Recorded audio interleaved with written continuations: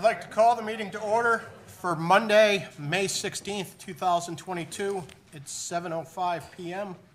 Can we have a call to order? Candace Bouchard. Candy Perez. Todd Arshalashi. Glenn Albanese. Stephen Sedlak. Linda Grappa. Jack Bork. Josh Kelly.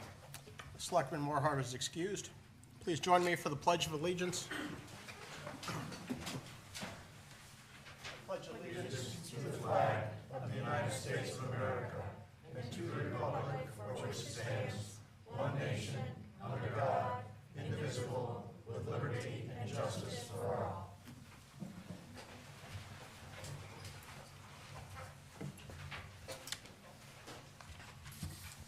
For the agenda, we'd like to move item F under new business to item B. So we're just going to move it up. Anyone have anything else?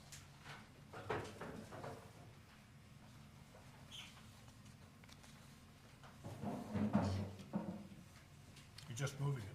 Yeah, we're just going to move it up. Moving on to the special town meeting.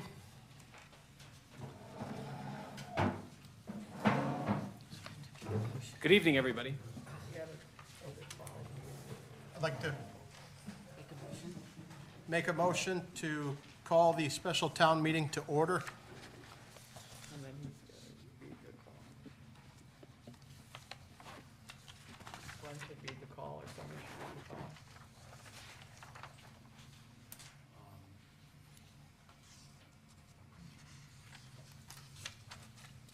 The topic tonight is discussion and possible action regarding the sale of conservation easements around Crystal Lake and the Rug Brook Reservoir to the State of Connecticut Department of Energy and Environmental Protection.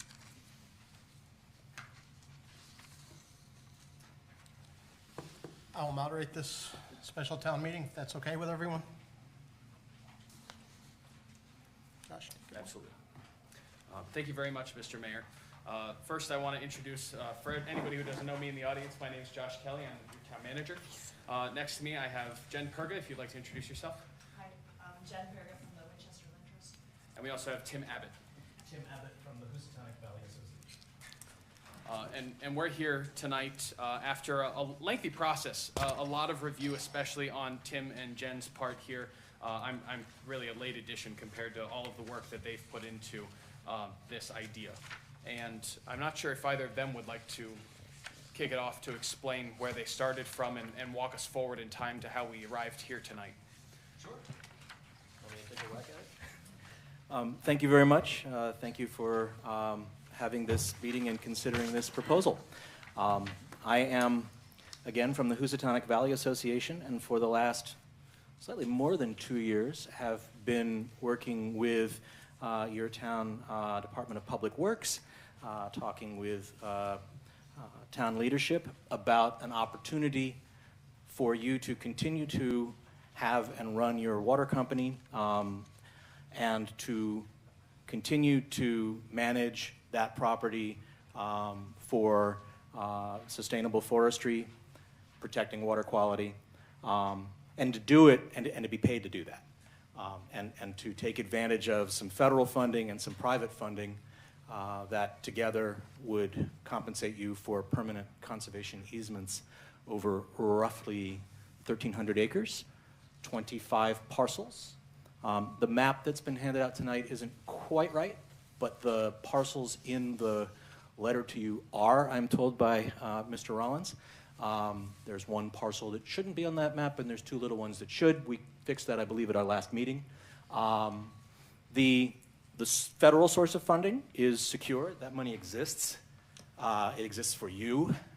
We, with your town's encouragement, but no obligation to commit to this, put it forward for competitive funding under the Highlands Conservation Act. It scored higher than any other project in 4 states.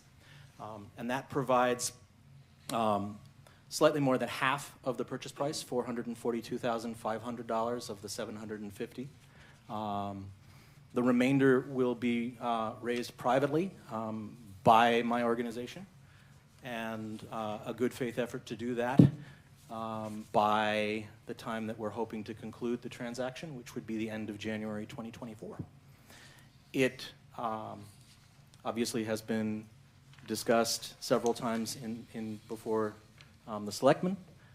It is, I think, an exciting opportunity for your town. I'm excited that it also is of interest to help provide funding specifically for your water company. It obviously protects habitat, it obviously protects drinking water, it has other benefits, and I'm happy to help you realize that if that's what you wish to do. So thank you, Tim, so much for walking us through the background behind this. I'm going to walk through some of the slides that I presented. These are just modified from a presentation that I gave to the Board of Selectmen back in December. Just to try and fill in any blanks that might be in the minds of the public that's with us here tonight. So as was said, we're talking about parcels of land that are around the Crystal Lake Reservoir as well as the Rug Brook Reservoir. The town owns, it's actually 25, but between 20 and 25 is what I had said at the time, parcels of land in and around the Crystal Lake watershed.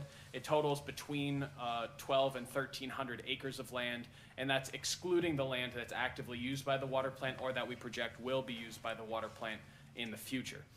Currently, it's the town's policy, it's the town's general practice to protect these lands from development so as to avoid the pollution of our drinking water, but there is nothing formal in place that requires that land to be preserved at this time, and that will protect this land from being developed in a way that would harm our drinking water, which from my perspective is one of our most precious natural resources, if not the most precious natural resource that we have here in town. There are several classes of water protection. And certainly I can go into more detail about that if anybody has questions. But generally what we're talking about is area that immediately abuts and it falls directly within the watershed of these two reservoirs where our drinking water comes from. The land, this is one of the maps that was... That one's right.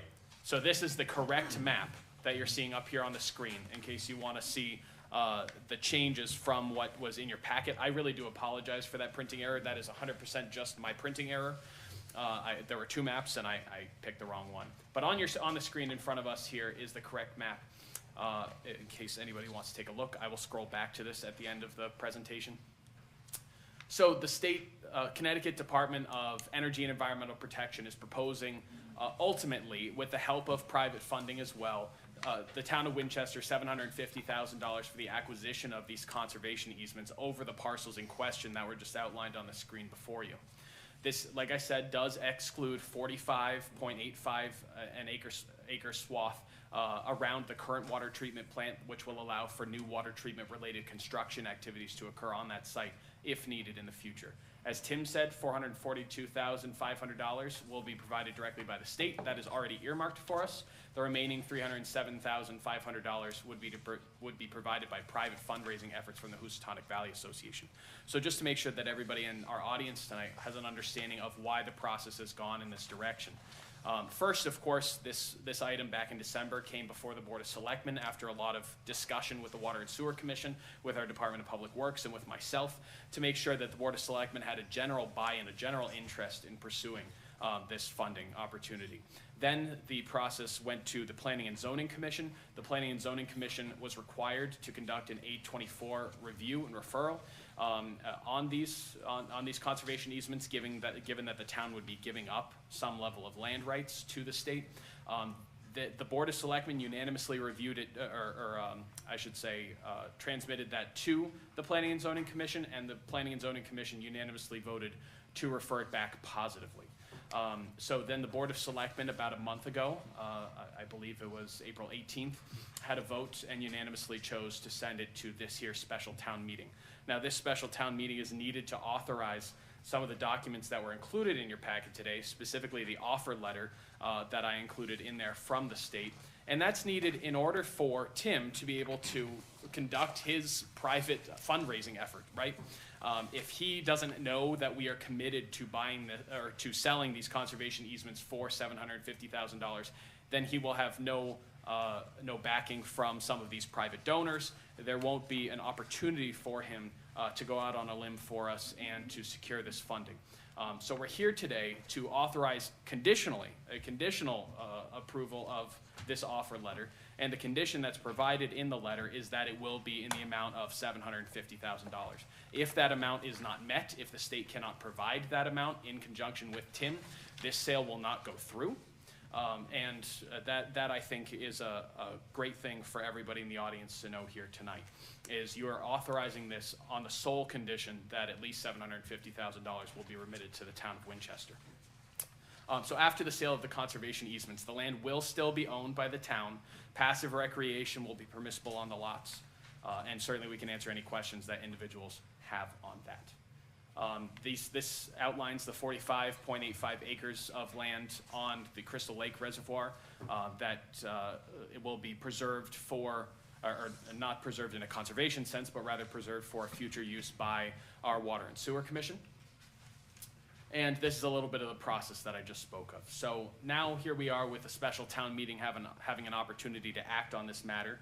For anyone who's so inclined, if there are individuals in the audience after some discussion is had and after any questions that arise are answered, if there's a will to approve the proposal, there's a motion on the back of this first document in the packet that you received that you may make. And if it is moved and seconded and voted to approve, then this offer letter would be accepted on behalf of the town of Winchester. Are there any other points that you would like to make? Clarify the hiking part. Oh, yes, please do. So- Please do. Just that last bullet, the hiking is gonna be permissible on one trail that's very far from the drinking water reservoirs, so people can't wander around the entire property.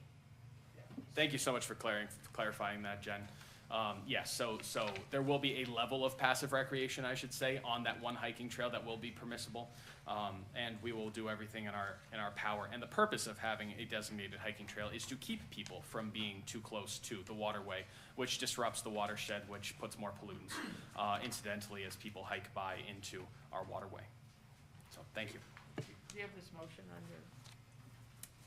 I don't, but I can in just a second. That concludes our presentation. We can take questions if there are any. Yes. In regards to item number 10 on the letter, the seller is responsible for removal of all bulky waste and other forms of pollution prior to closing. Has there been a study to determine that there aren't any leftover abandoned properties or anything that would cost us money in order to make sure that this happens on our side? Josh, I can probably speak to that. Please do. Abatement stuff, that's all. Yep. For the record, Jim Rollins, Public Works Director. We didn't do an actual study to determine whether there's anything out there to be concerned with, but I have walked virtually all of it, and we do monitor the areas that are close to the roads, which is where you're most likely to find something.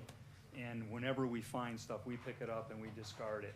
So we have a pretty firm belief that everything out there is clean. So there wasn't an old fueling station or a underground tank or anything from something 50 years ago that wouldn't necessarily be discovered deep into the woods that we have to pay for? Yeah, we don't believe there's any likelihood of that. Most of those parcels have been in the watershed area since a lot longer than even 50 years, before they were starting to bury fuel tanks, that kind of thing.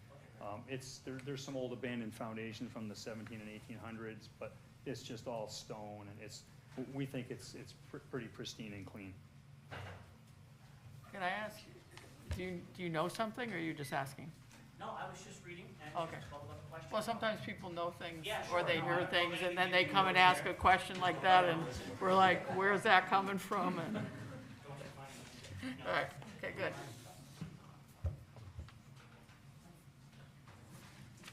Go ahead. I have two questions, actually. The bulky waste removal, there's like I walked this land extensively, and there's washing machines, and there is like, some old buildings, so there is garbage.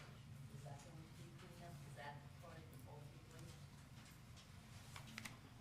So I guess I can speak to that. This is, on the one hand, standard language. It protects the state as an innocent purchaser. It doesn't want to buy interest in a brownfield, right? Every conservation easement that I've ever been involved with that's in rural lands, the chances are pretty good there's a farm dump. There's chances are pretty good there's the sorts of things you've described. Quite far down the road from tonight, there'll be an environmental review, and it involves 4 things. The state has to do it. Conversations with knowledgeable parties, people like yourself who say, there's a washing machine down there. A review of how far you are from the nearest regulated brownfield or anything under surplus. So if there's something upstream that could be contaminating that area, it would find that. I'm unaware of any such place upstream. It involves a site visit, and for properties of this size, that could take a little time. And it involves looking at historic aerial and historic topographic maps to get a sense, is there anything that we wouldn't expect to find? I can't say that there wouldn't be some bulky waste like you're describing, but I tend to feel that it's going to be on the level that Mr. Rollins described. And honestly, if it's a question of removing a small amount of that, you have partners who would work with you on that. What they're worried about is something huge. And hopefully that would not be the case here. Okay. Second question, where is this hiking trail going to? I don't know, does somebody have a pointer? Yeah. I don't have I a mean, is pointer, it but along the Jim, if you want to use the mouse. roads Oh, okay. that we currently Jim. have? I can drive the mouse and show you. Okay. I mean, is it along like Old Danbury Court now and Old Woodbury Turnpike or those sides? So, New hiking trail? so it's not 100% known, but, all right, where are we here? This is Crystal Lake. All right, somewhere over where the cursor is now is the DEP property behind the Mad River Dam. And there's a trailhead over here. And we would like to get from this trailhead that is part of that recreation area / proposed recreation area over to here, which is land trust land. And the way we want to do it is we want to, be on the other side of the mountain where, this is a real high spot in here. So we would like to keep any disturbance running along over here somewhere. Exactly where we cross over to the other side of Rug Brook and the Waterbury Turnpike is still kind of an unknown. The natural spot would be right here because you can cross the bridge on Waterbury Turnpike, and then once you get up here, you can find a nice scenic, relatively simple, easy path across all the way over to the land trust property. So that's the general idea. The details, will have to be worked out. Once we walk the site, and there's all those fine details will be worked out. I would add to that the location of the trail is not being prescribed by either DEEP or HVA. It's being determined by knowledgeable parties, starting with Jim. And if you look at that map, it actually shows the 2 drainage basins that go into each reservoir outlined in pink. So where he was showing where the watershed divide is the top of the mountain there. But the town, therefore, is in control for siting. There is a desire for a trail, how it gets sited. And if it gets abused, there are opportunities to close it temporarily or bar other kinds of access that you also have. I'd like to make one other mention. The documents make mention of passive recreation, and according to the regulations in there, passive means non-motorized activities. So just so people don't think there's going to be motorcycles, and well, there's already motorcycles back there. We're hoping that will become less as there's people there, but that's what passive recreation means. Jim, while you're there, looking at the parcels, Danbury Quarter Cemetery falls in the protective areas, correct? No. No? So if Danbury Quarter Cemetery is right about here. So we own, But it's on other protected land. well, it's on private land at this point. I do know there's some interest in the landowner and the Nature Conservancy are working on that parcel. Actually, where am I now? I want to make sure I'm pointing to the right. Right there. Yeah, I think this is one half of the Molly property, that's the other half. So somewhere right in there is where the cemetery is. So it's a little tiny piece Okay. of town property, and that's not one of the parcels. Okay, because the that's- last address that I could find was 131 and a half. Okay, well, that's good, because Danbury I've never Road. found an address for it, so, 131 is okay.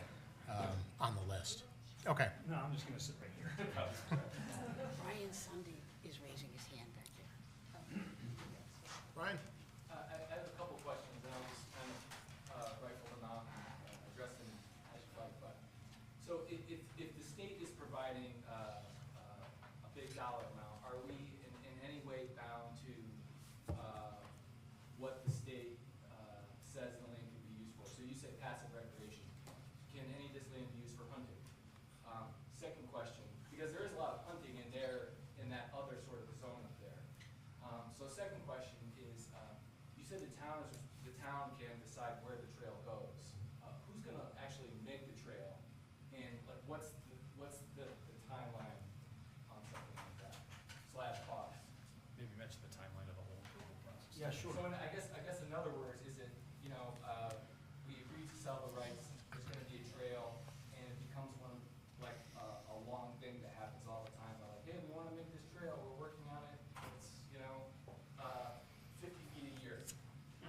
To make I don't know how long the trail's gonna be. Fair enough. You know what I mean? So I'm not the state, so I'm not speaking for them. I just work really closely with them and I know what they care about. So I'd like to qualify anything I say about DEEP, that I'm not a DEEP spokesperson. But they care quite a lot about public access. It is one of the top priorities of that agency. They're careful about it with water companies, and rightly so. DEEP would not object if this property were open to hunting, because that's one of the things that they feel comfortable promoting. It's more a question of, is the water company comfortable with that, and in what way? Can you control it or not? At the moment, it's not on the table from the town. That could change, and at the moment, the easement language isn't on that issue set in stone. I know, Jim, you wanted to say something at that point. So as far as hunting, it's not on the table nor off the table. A lot of it's got to do with synergies. There's a lot goes into this. One of the big important ingredients is we're required to create a forest stewardship plan. And we've done a preliminary look with DEP forestry people.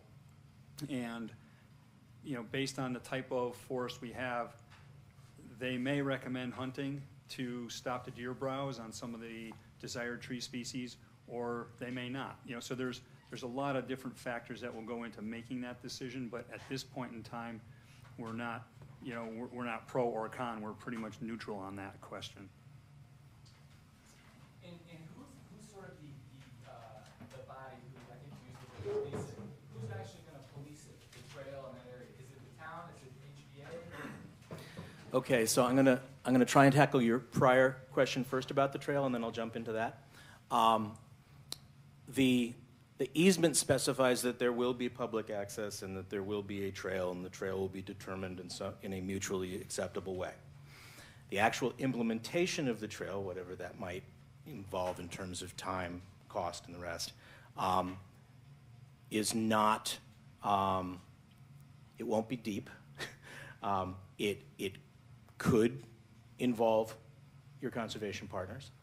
Who's that? At the moment, it's HVA and strong encouragement, but not current legal status from Winchester Land Trust. But at the moment, I guess I should say that too. There is still an open question as to whether this easement could be co-held with a land trust.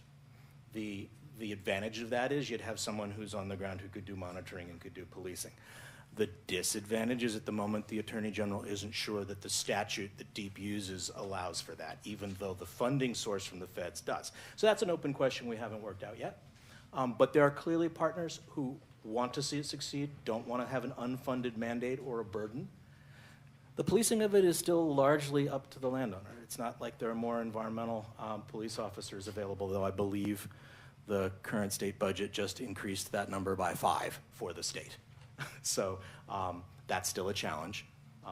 But again, there are some safeguards here. If there's an overuse or if there's abuse, there are ways to limit that.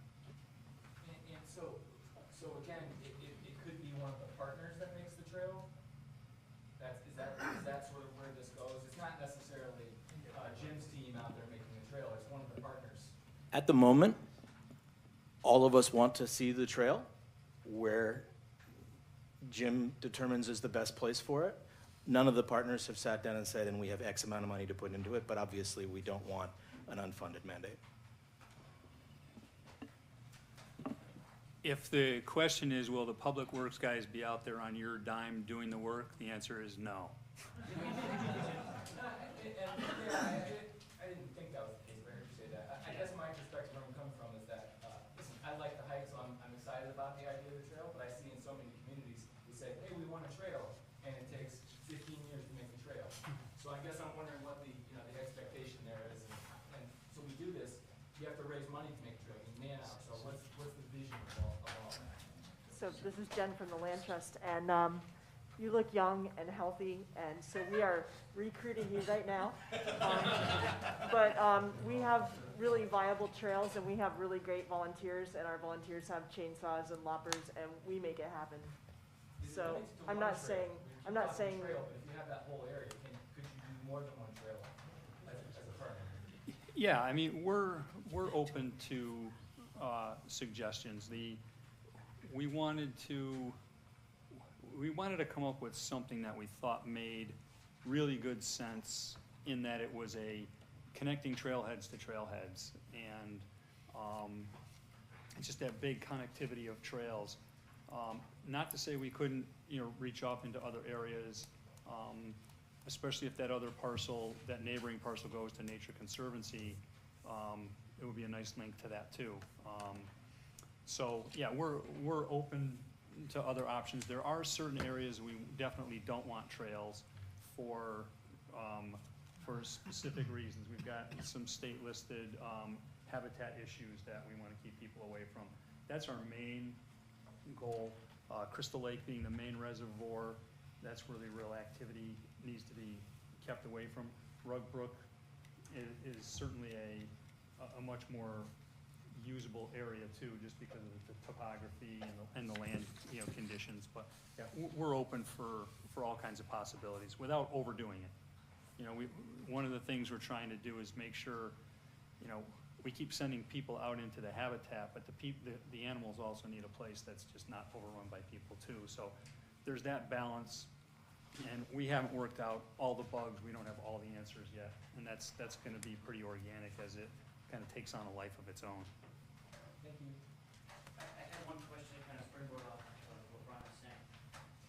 You mentioned partners, you mentioned the HVA, and we mentioned the temporal aspect to getting things done. How many of those partners are any of those corporations? Is any of this money going to be going to something that's a for-profit that will be nickel and dimed away from us as things are just spinning their wheels waiting for the trail to be built? And is there an accountability aspect to the spending of that money, not just for the water department? That kind of makes sense, that's already codified, but this to me seems like an opportunity for an open-endedness that we don't quite have documented. Okay. The one partner that's committed to be part of this process and to bringing $307,500 to the purchase price is the Housatonic Valley Association, which is a 501c3 public charity and governed by that. and has a bit of a track record in doing this in the past. Twice before, we have raised private money and given it to the state to buy things. Once in Norfolk, at the Vagliano property, which is coming off of Canaan Mountain down to the Blackberry. We raised $250,000, gave it to the state to buy that piece of land.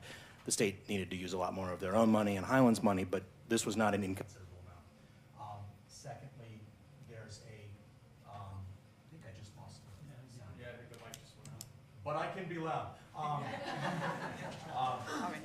There's a project that is closing in parts. 2 parcels have finished, 5 more are about to in Cornwall, and another, how much did we put in there? 170 plus. I think it was $170,500, raised privately that we put into that project as well. So 307.5, while more than those 2 amounts, is within our capability to raise if given enough time and encouragement. And it is fully charitable. The donor will give it to HVA, which will pass 100% of it through at closing. I'm not taking a cut. The other thing that HVA has put on the table is that one of the requirements for any conservation easement is that there be a baseline report that's used to document the condition of the property at the time that the easement went in place. That you can look at over time and say, oh my goodness, somebody built an airstrip or something that they weren't supposed to. You have the photos, right? Hopefully it's not that, but it can be other things. And it also has not a terribly comprehensive, but a pretty good description of what the natural resources are. Maps and photographs. Anyway, HVA is going to do that for free, which means I and some of my colleagues will spend a lot of time on it. That's an item that can cost money. We've already put some money into this. We helped the state with the appraisals that set the purchase price. We contributed half of the amount of federally recognized Yellow Book appraisal and the review appraisal. And the federal money that the state is using also covers half of the survey that's required, and the other half the state's gonna do. That's a lot. That's why we don't have a full sense of the acreage here, because we don't have A2 surveys for everything down to the penny, and that's gonna happen over the next year. But anyway, so what are the uncovered costs that you might worry about? Well, we don't quite know who's building the trail and what that costs. At the moment, I'm not aware of others. And again, those seem to be solvable problems. They're not for-profit problems. They are what can partners put on the table, and what kind of time frame do we have? Are any of the properties or parcels currently owned or occupied by people living there? To my knowledge, not, because it is your water company. Right, so we won't have to buy someone's house No, correct. or land. No, this is land the municipality owns It's 100%. and will still own. And almost 46 acres of it will remain Yes. outside the easement to give flexibility. And the rest of it will be your water company, to be managed as a water company with appropriate public access and appropriate forest stewardship, and some consideration for sensitive habitat, and a lot of consideration for water quality.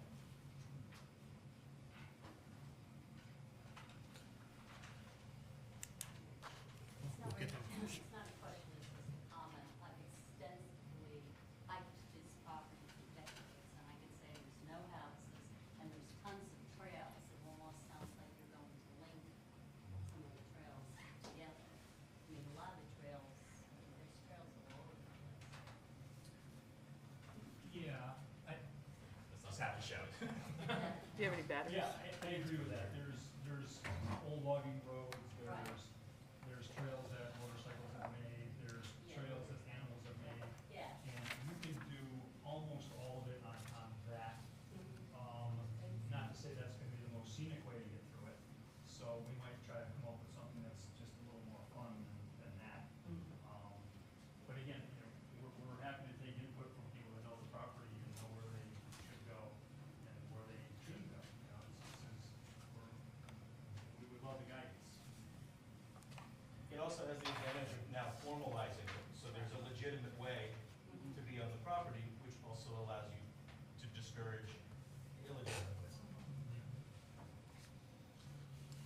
Any other questions or comments from the audience? Yeah, go ahead. You can. I didn't know. Mr. Moderator, I'd like to make a motion. I move that we authorize the sale of conservation easements over approximately 1,296.65 acres of town-owned land as outlined in Schedule A of the offer letter provided by the Connecticut Department of Energy and Environmental Protection to the state of Connecticut in return for a minimum of $750,000 in accordance with the conditions that are outlined in the same offer letter. A copy of the offer letter is attached to this motion and made a part hereof. Do we have a second? A second. Thank you, Candy. Any further discussion? Another question. Jack? Jim, I asked this, I think in a previous, but I just want to have it for the record of this public hearing. Since the state takes over the easement potential of this, is the state at some point in the future says there's some utility company that wants to take an easement and put some utility lines to use in this area, what would prohibit the state, what would be the action that would prohibit the state from allowing an easement of their easement on this? The federal money. That's where we start. The fact that it's a Highlands easement means it has the full force of the intent of that funding, which requires that that money be spent for the conservation purpose that it was spent for. So at the very least, that means the state would owe the feds some penalties and the state would owe some other money if they condemned it. Now, of course, the state has the power to condemn land, but this makes it far more unlikely and has, in theory, the Department of the Interior fighting with the state about it to defend the easement. So if a utility company wanted to put a transmission line anywhere in that area, you're saying the state would have an issue with the federal government allowing that? Because the state would be the one who would allow the transmission lines. I am saying that would make it, it would be a problem for the state. I'm not saying the state couldn't decide ultimately to suck it up and do that, but with great cost, and they would have a federal fight. Fair enough, that's on the record. Further discussion? All right, with your cards, all in favor, hold your card up.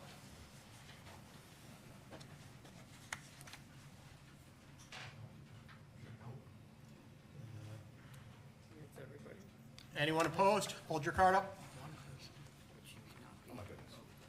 Unanimous? Passes. Thank you, everyone. Move we adjourn the town meeting. Is there a second? No, thank you. Thank you. Do you guys, Debbie, do you want the cards back? Do you want the cards back? Please turn in your card on your way out.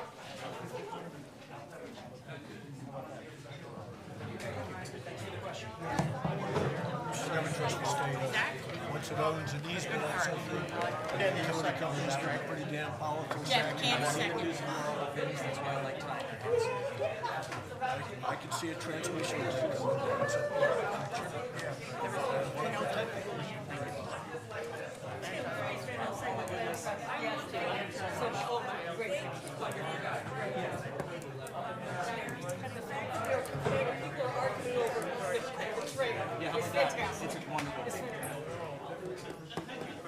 Thank you very much. I'm excited. Now I have to get to Don't work. let us down. I will not let you down. Nothing wrong with unanimous. No, how about that? You know, that says that people trust what you're doing. All right, now we deliver it. Thank you very much. Appreciate it. Just wanted to say thank you to both of you. You've been very kind. I'm looking forward to going to work and getting this money. I'll give you a donation just for the address. Thank you. Thank you.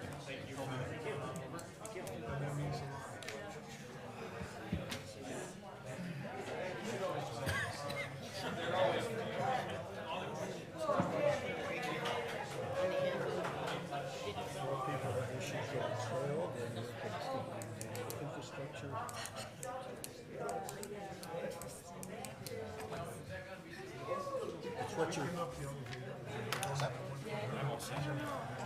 All right, I'd like to call the Selectmen's meeting back to order. Moving on to item number 5, approval of minutes of our regular meeting for May 2nd, 2022. So moved. Second. Candace and Candy. Before there's a vote, I know Glenn has a couple of items he wants to bring to our attention. Discussion? So, real quickly, Linda asked me to amend item 4 in the town manager's report. Linda, I'll let you speak to that briefly if you want. Where are you, Glenn? Item 6. What page?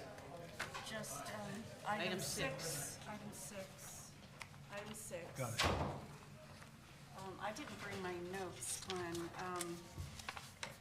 Just the way that it read was, that, I just wanted it to be recognized that the commissioners of the Economic Development Commission worked very hard on this Celebrate Winchester business event. Yes. I didn't mean to word it the way I did and slight them in any way, and that correction will be And made. I just wanted it noted. Any other corrections or additions? Yep, Steve, you had one. I forgot to record the vote appointing Tom Sullivan to the Zoning Board of Appeals. Jack made the motion, Steve seconded it, and the vote was unanimous. So again, I'll reflect that correction in the minutes for tonight. Thank you, Glenn. No, thank you both for All in catching favor? 6-0. Citizens' comments. Board of Selectmen welcomes public comments. Speakers will be limited to 3 minutes or less and may speak only once. Anyone? Brian? You can't see you, Pat, in the polo. I know, you're I have to keep telling you, Brian's raising his hand. Brian Sunday, 152 Spencer Hill Road. I wasn't planning to speak tonight, but, You but talk since to I'm here, the microphone. Since I'm here, I'll ask, and not to put Josh on the spot, I don't know if you have an answer, but I hate the new stop signs at the bottom of my hill. And they just sort of like popped up. I saw the signs, obviously, a couple days before, but if you choose to do so, I'm just wondering if you could shed some light on why they're there. Thank you. That's Hinsdale and Spencer. Right. Yes? I would love it, if you would. Get rid of all the other signs on Main Street, too. I'm assuming you're talking at the bottom of Spencer? Correct. Yes. So, a month or so ago, someone contacted the police department. So, a little bit of background. All the signs go through the local traffic authority. That, in our case, is the police chief. The police chief then makes a determination of what he wants, and then instructs Public Works exactly what sign they want and exactly where they want it placed. So, you know, someone made a complaint to Public Works. I referred them to the chief.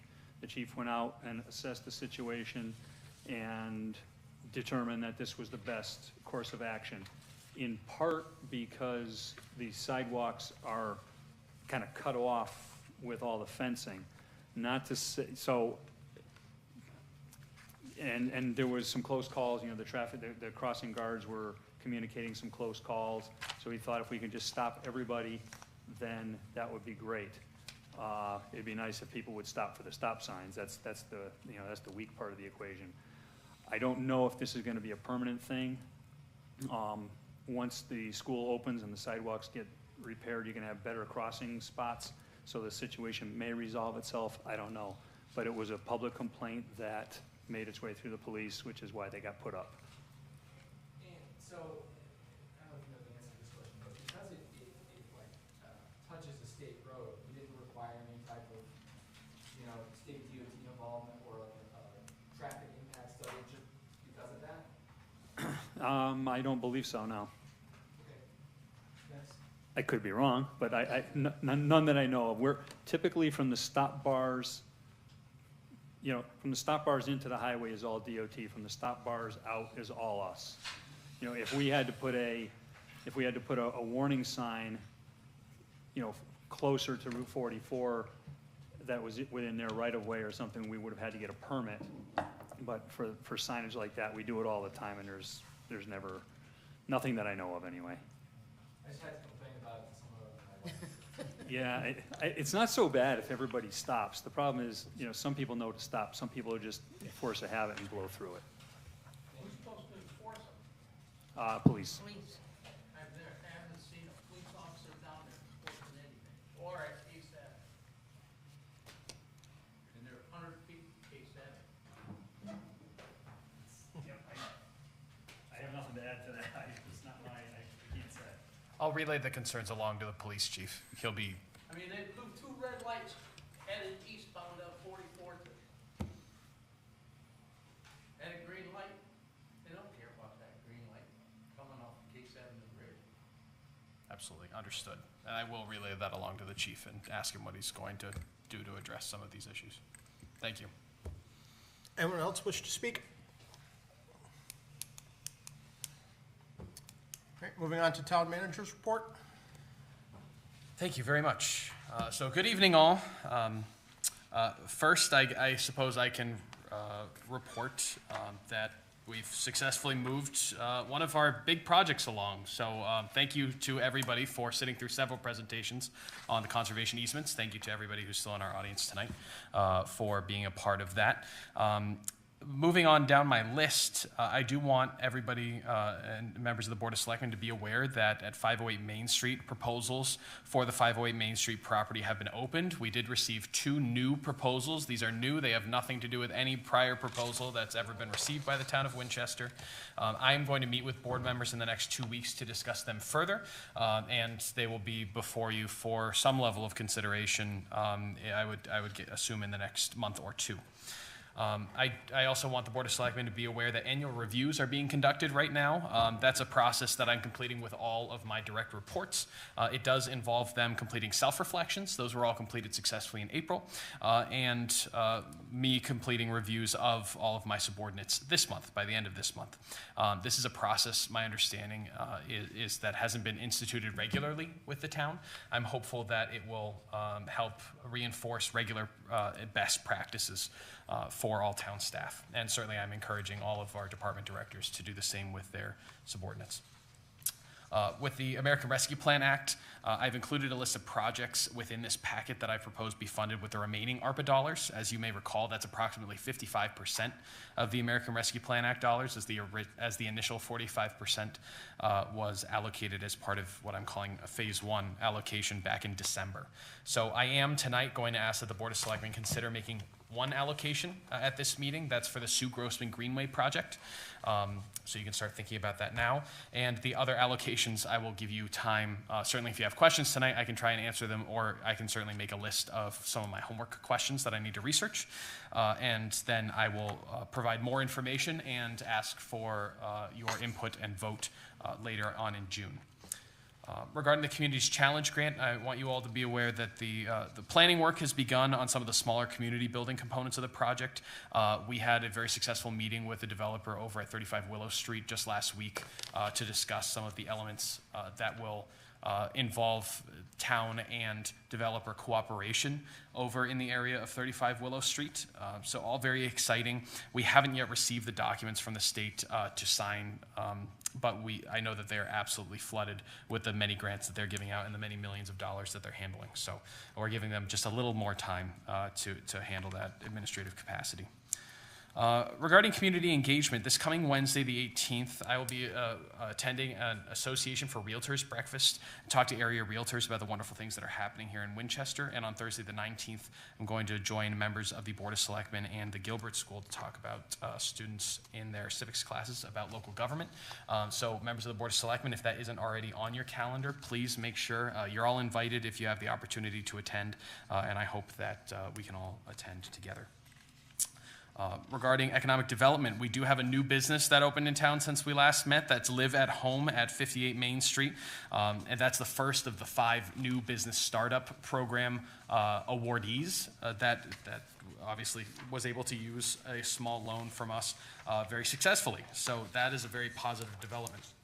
all of the, on the subject of the business startup loans and facade improvement loans, all of those checks have now been distributed, and I'm very excited to say that. It did take a little bit longer to get money to a few of the businesses due to just a couple clerical errors on signings and whatnot, but all of that money is out. I've already started to see improvements being made on a variety of different businesses and storefronts, and actually 2 of those facade grants are loans. They've already been closed out because that work has already been completed, so I'm very happy to say, and I will certainly keep sharing some photos and some news of all of these developments as they are occurring.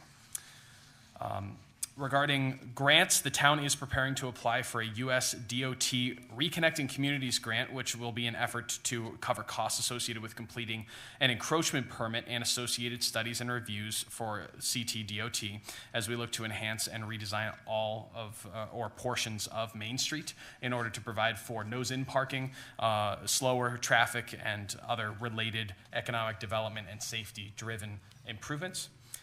And regarding infrastructure, I'm sure this will be mentioned again as part of our conversations tonight, but there will be a special town meeting next week that's on May 24th to present more information about the proposed bond authorization to the public. So for the record, I want to make sure we do mention that tonight. There are a few events that are marked here on the sheet that I provided to all of the members of the Board of Selectmen, and this sheet that I provided is also available online for any of you who are watching at home and want to be following along. And I should also highlight, I hope that some of the selectmen will talk about specific parts of the event during their updates, but this Saturday, May 21st, we have lots of 250th anniversary related events happening. Please look at the town's website and social media pages, as well as the 250th Facebook page for more information about those events, and I hope that we will see you out and about in the community that day. Any questions from members of the Board of Selectmen? Josh, just a clarification, the parade on Memorial Day starts at 11:30, and the ceremony in the East End Park starts at the conclusion of the parade, usually about 12:15. So Okay. just some times on that Monday, May 30th date. 11:30 parade start, West End. Thank you very much. Any other questions? I don't have a question, but I have a concern or a request, I guess. There's just so many grants and the startup programs.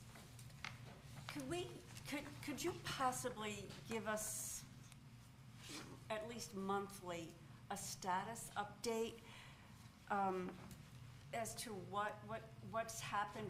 You said 2 have been closed out. What 2 have been closed out? Got it. What's the stat?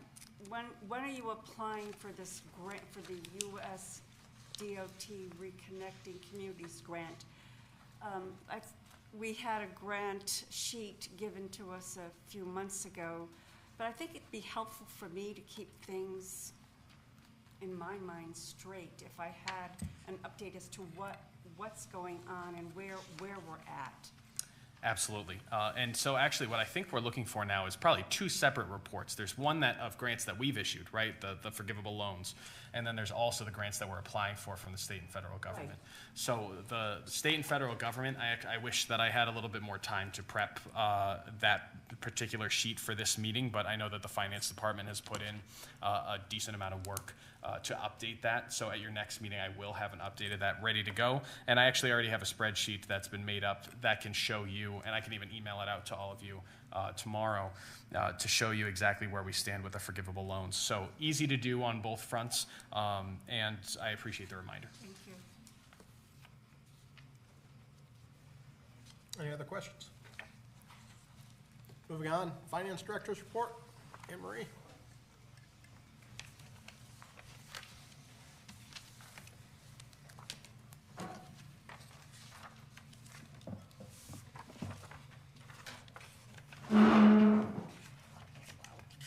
Sorry about that. I'm just going to talk a little bit, Josh, on Linda's request on the grants.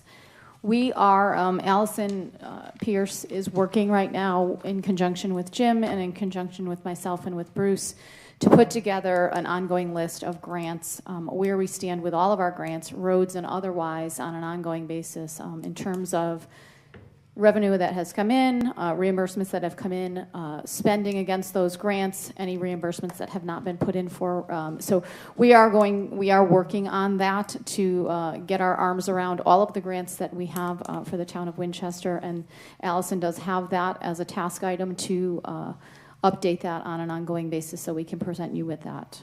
Thanks. Okay.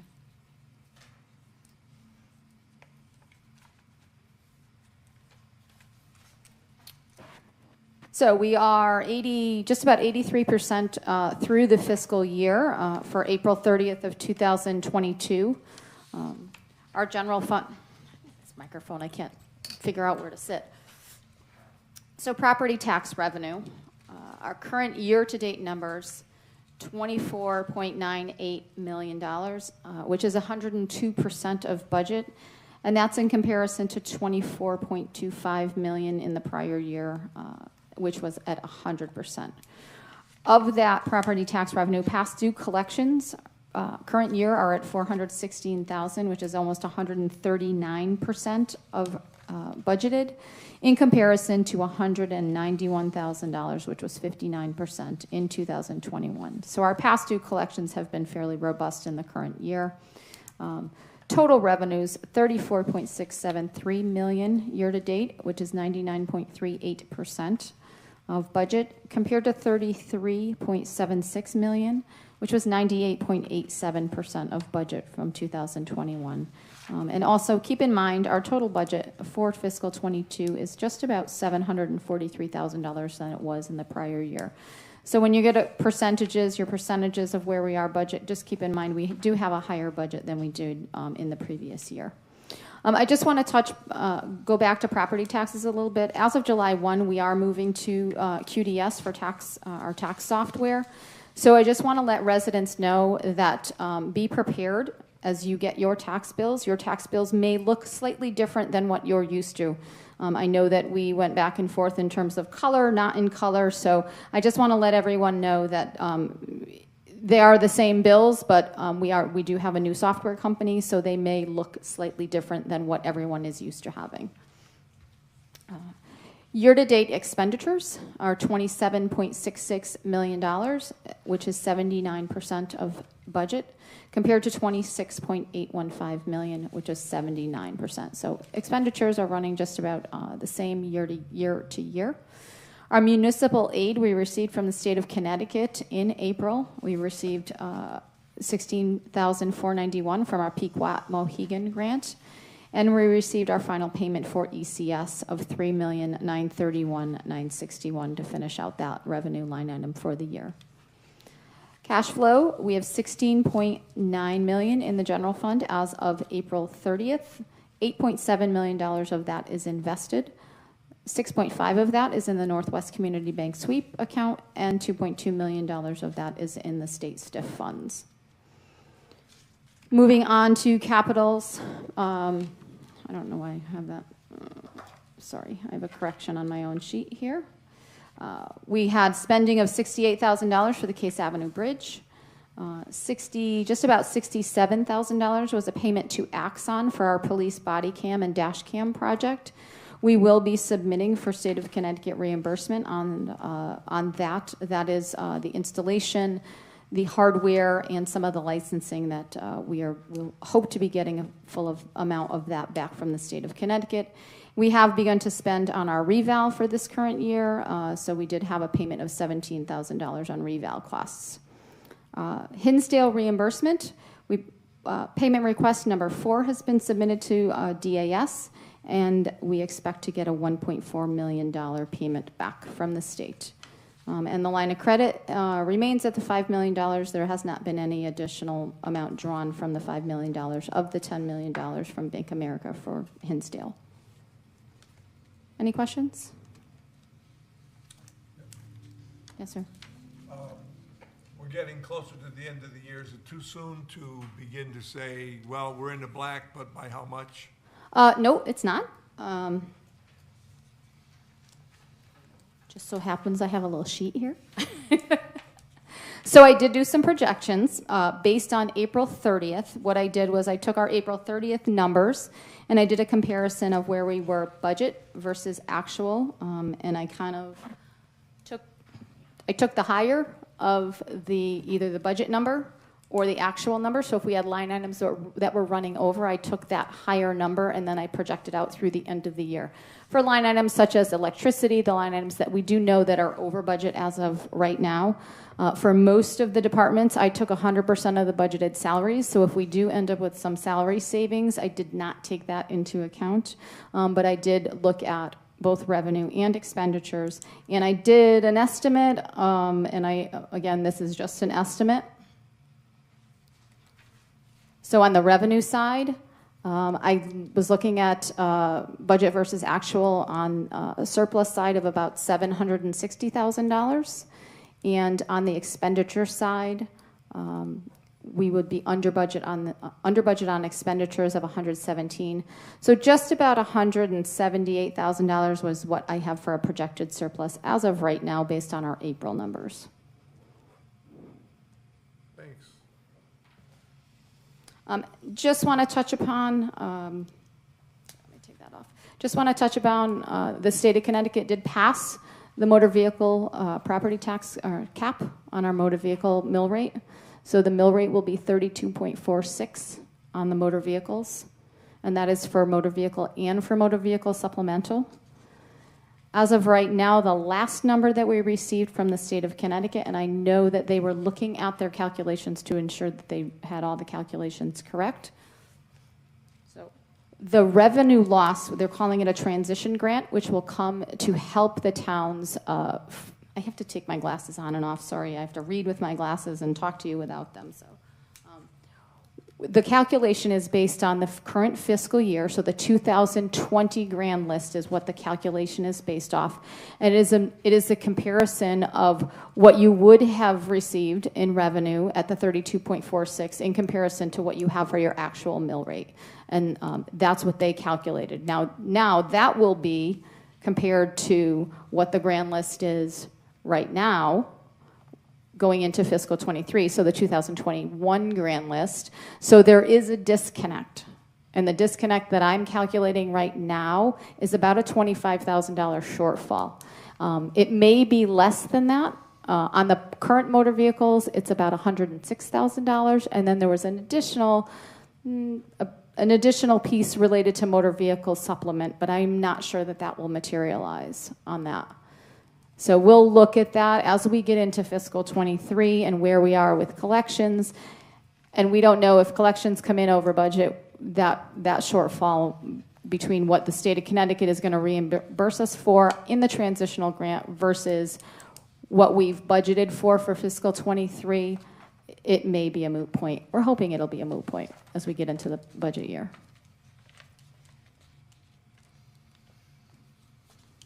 Any other questions? Thank you.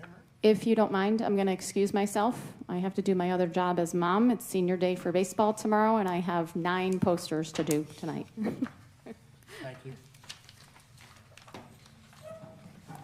Moving on to correspondence. Anyone have anything? Todd, we've been notified by the superintendent of schools that the bachelor school is, of course, being turned over for maintenance purposes to the town on July 1st. And not tonight, Josh, but at some point, would you give us kind of what you're thinking about next steps with bachelor? You got it, no problem. All right. Just on that note, I thought that we were actually going to be talking about it in May. No? Certainly, we've started to have some preliminary conversations about it, and there are a lot of exciting, I think, property-related items that I would like to speak with you all about. Some of those are the items that I will be speaking to you about in private before our June meeting, and then hopefully acting on some more in June. But I do not have an action for you tonight on that item, no. Because the longer it goes, the more we pay, Understood. right? So, it's not budgeted. I will say I do have somebody who's actively who I've spoken with, who's going to be working on developing an RFP with me, and it's my hope that after having a conversation with all of you in private, that we can have a conversation in public about moving such an RFP forward. is the person with the RFP, is it staff or is it? No, it's a consultant. His name is David Berto. He works very closely with the Litchfield Hills nonprofit housing group, the official name of which I'm forgetting at this exact moment, that Jocelyn Iyer has recently been hired in to serve as director of.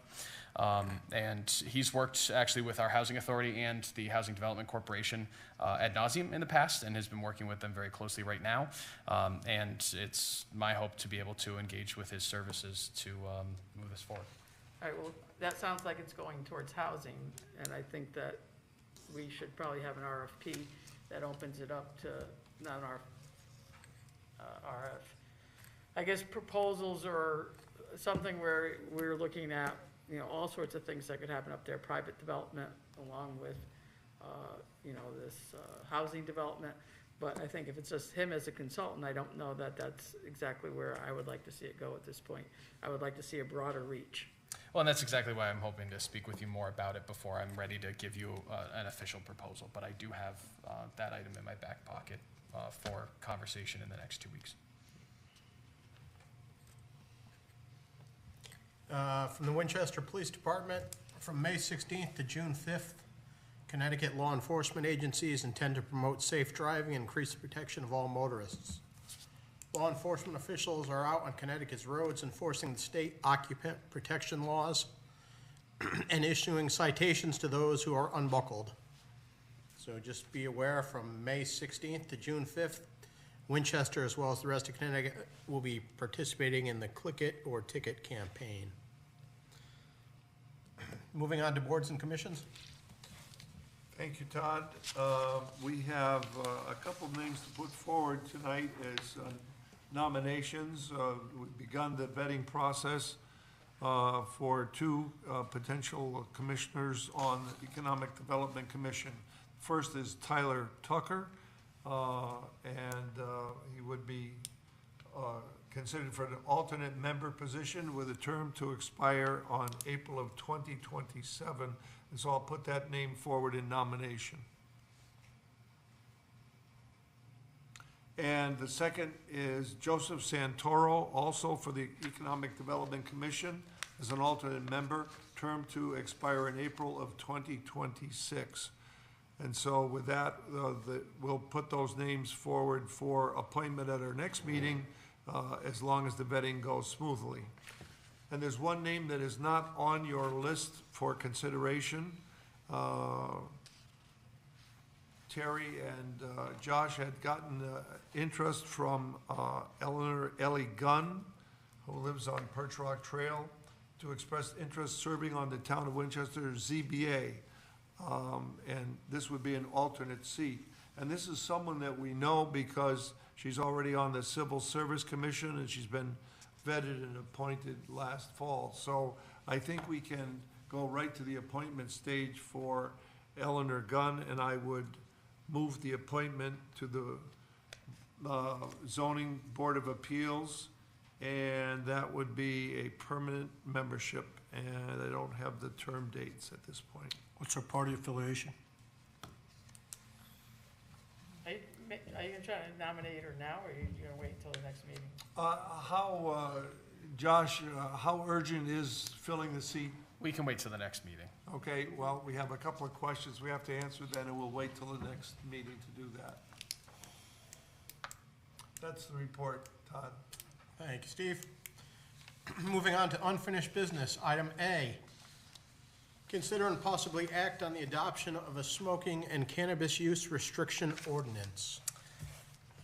Yes, so in front of you in your packet tonight, members of the Board of Selectmen, you see a red-lined proposed smoking and cannabis use ordinance. This red-lined version comes from our town attorney, Kevin Nelligan, and it's his recommendation that these technical changes be made to make sure that everything is in line with our charter, in line with the Connecticut general statutes, accurate, and so forth. I think that the only real substantive change that's been made to this red line version is a proposal that the penalty for offenses in the first clause under section XX-4 be reduced to $50 instead of $100. It is permissible, I want you all to know, under our charter to have a penalty of $100, but it is irregular given our other ordinances to have one ordinance that has varying fines within it. So having the Connecticut general statutes ban, or I shouldn't say ban, but limit rather infractions and fines levied against infractors to $50 on the subject of cannabis. It's irregular in our ordinances to then in the same ordinance have another penalty be of a greater amount for a relatively comparable infraction. So his proposal would be to limit both of these numbers to the $50 state statute limit as prescribed to cannabis use, rather than have varying amounts. But it's really the board's prerogative which way you'd like to take that. This does mark the second time that this item has been discussed. There are 3 weeks between now and our next meeting. If it's the Board of Selectmen's wish, this will be posted as a formal notice under our legal notices on the website to make sure that all members of the town have an understanding that at the next meeting you may move to act on this item. Josh, I have a question regarding your word choice in section 3. No restaurant shall authorize. I believe a better word choice there would be to allow or permit rather than authorize. Authorize extends different connotations than allowing and permitting. So if you would just check that with Kevin, I think the better word choice is either permit or allow rather than authorize.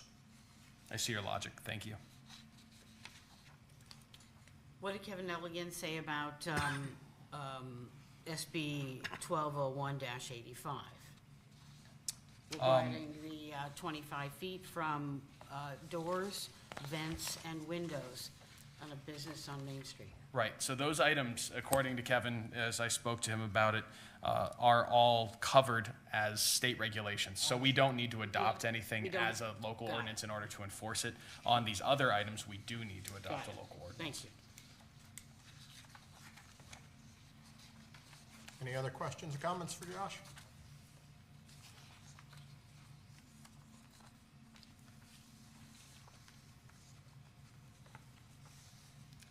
For other members of the Board of Selectmen, if I'm posting this for, as a legal notice going into the next meeting, is everybody comfortable with changing the fourth word in section 3 from authorized to permit? Would everyone be comfortable with that being the posted changed language? Yes. Okay, just making sure. You want a motion for it, or? I don't think we need a motion as long as there's Yes, consensus. we need a motion to move everything to the next step in the ordinance adoption. We have to have it if we're going to, if we're moving, to adopt, then it has to be a motion. I'll make that motion. I'll second. Thank you, Jack. All in favor? Yeah, are we doing the language with that change? So we have a motion, we have a, The I statement could he look it made. up, but yeah, the motion is to what, to adopt, to move it on to the next step in the ordinance adoption? To attach, let's see, recommended, it says no recommended motion on here, none. So I make a motion that we move, we adopt the smoking and cannabis use ordinance with your amendment on section 3, permit. I can't find it now here. It's the fourth word. Fourth word. Thank you. Instead of authorized, to permit the use or consumption of cannabis. All in favor? 6-0.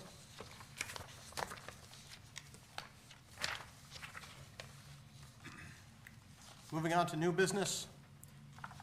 Driveway permit variance for 674 East Wakefield Boulevard.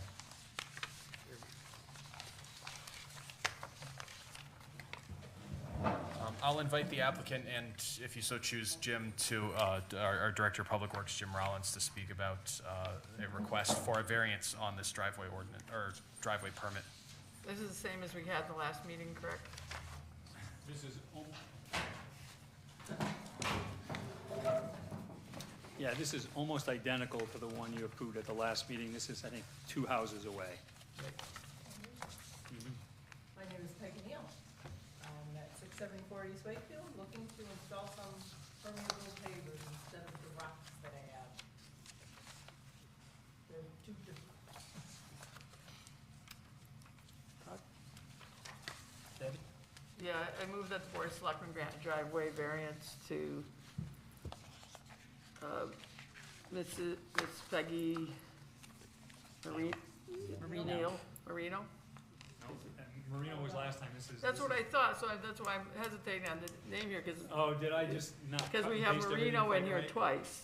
Oh. So I'm It says thinking, Peggy Neal Marino. I'm thinking like, I think, you know, We pretty correct. sure I do. Anyway, I move that the Board of Selectmen grant a driveway variance to We Uh, corrected Miss that. Terry. Neal for 674 East Wakefield Boulevard. I'll second. Thank you, Jack. Any further discussion on it? All in favor? 6-0, unanimous? Or 6-0? You didn't get to present your case. I Okay. provided the diagram. Yeah, it was all in here. It'll look lovely when it's done. You did all the heavy lifting 2 weeks Oh, well, earlier. So they driveway's not my driveway. they understand the process. It's all in Jim, our, if you want to stay. Okay. it's all in our packet, so. Yeah. For the record, here's your map. We I can don't need to put it say on anything. camera for you. All the hard work. Okay, And Jim broke us in last week, so. I'm all set. Thank you very much. Thank you. Have a good evening. Item B, consider possibly acting on the proposed ARPA allocations for round 2. Right. Like I said before, it's my hope that you will all consider and hopefully act on one of these proposed items that I'll present to you in just a moment. There are another set of items that I'm not asking for you to act on tonight, but simply I'm providing background information for your consideration, so you can provide me with questions that you have, and then I can bring answers to those questions at our next meeting. And I will pull up a presentation that I have here right now. And I'll walk you through each of these items, and Director of Public Works, Jim Rollins, is here with me to speak a little bit about the request for authorized monies that we're asking for you to make tonight, since it is pressing for a particular project that we have active right now. Just move this forward a little bit. So this presentation is very similarly formatted to the presentation that I gave to you back in late November, early December, regarding Phase 1 American Rescue Plan Act allocations. Again, for the clarification of everybody here in the audience and any members of the Board of Selectmen who want a quick refresher. In 2021, the federal government announced that the town of Winchester would receive approximately $3.1 million in funding from ARPA. Funds are only to be used for specific purposes, which have been researched in detail by the town. Those purposes have been changed over time, over the past several months, and are a little bit more liberal in their definition of what can and can't be done than they were when we last spoke. That being said, there are still strict rules. In 2021, the Board of Selectmen, this was towards the middle of the year, the Board of Selectmen empowered the town manager, being myself, to convene a group that included staff members, residents, some of you, to consider possible uses of these funds and to make recommendations back to the Board of Selectmen. And Phase 1 proposals were approved by all of you in December 2021, and the proposals in front of you now constitute what I'm calling Phase 2 proposals. Most of these came from that initial group that came together, that review committee back in the middle of last year. The reason to not bring all of these forward at once is partially to see what other pressing needs the town has, that arise, and certainly, as Jim and I will speak about here tonight, there are other pressing needs that have arisen that we're hoping this money can help address. And B, we haven't received all of the money at once. So we received the first half of these dollars back on July 1st, 2021. We received the second half of this money on July 1st, 2022. That's why me bringing this to you now is great timing, so that we can try and have a plan in place just at July 1st or thereabouts.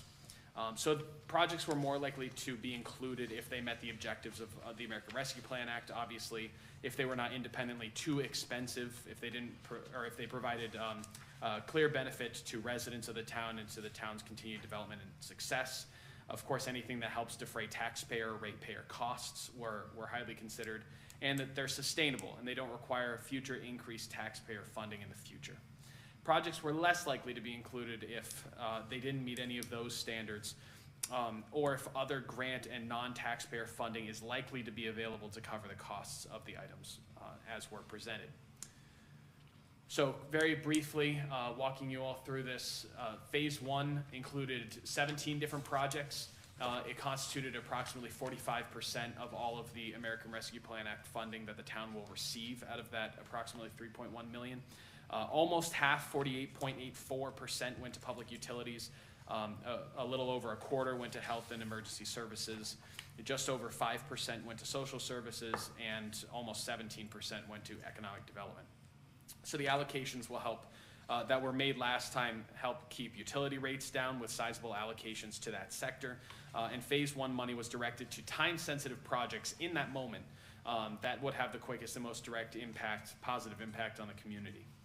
So now coming in here to phase 2, there are 13 projects that I'm proposing for your consideration in phase 2, plus a small contingency for some of those projects. That's kind of a remainder that we're setting aside as a catch-all for some of those project overruns that might be present as a result of continued inflation.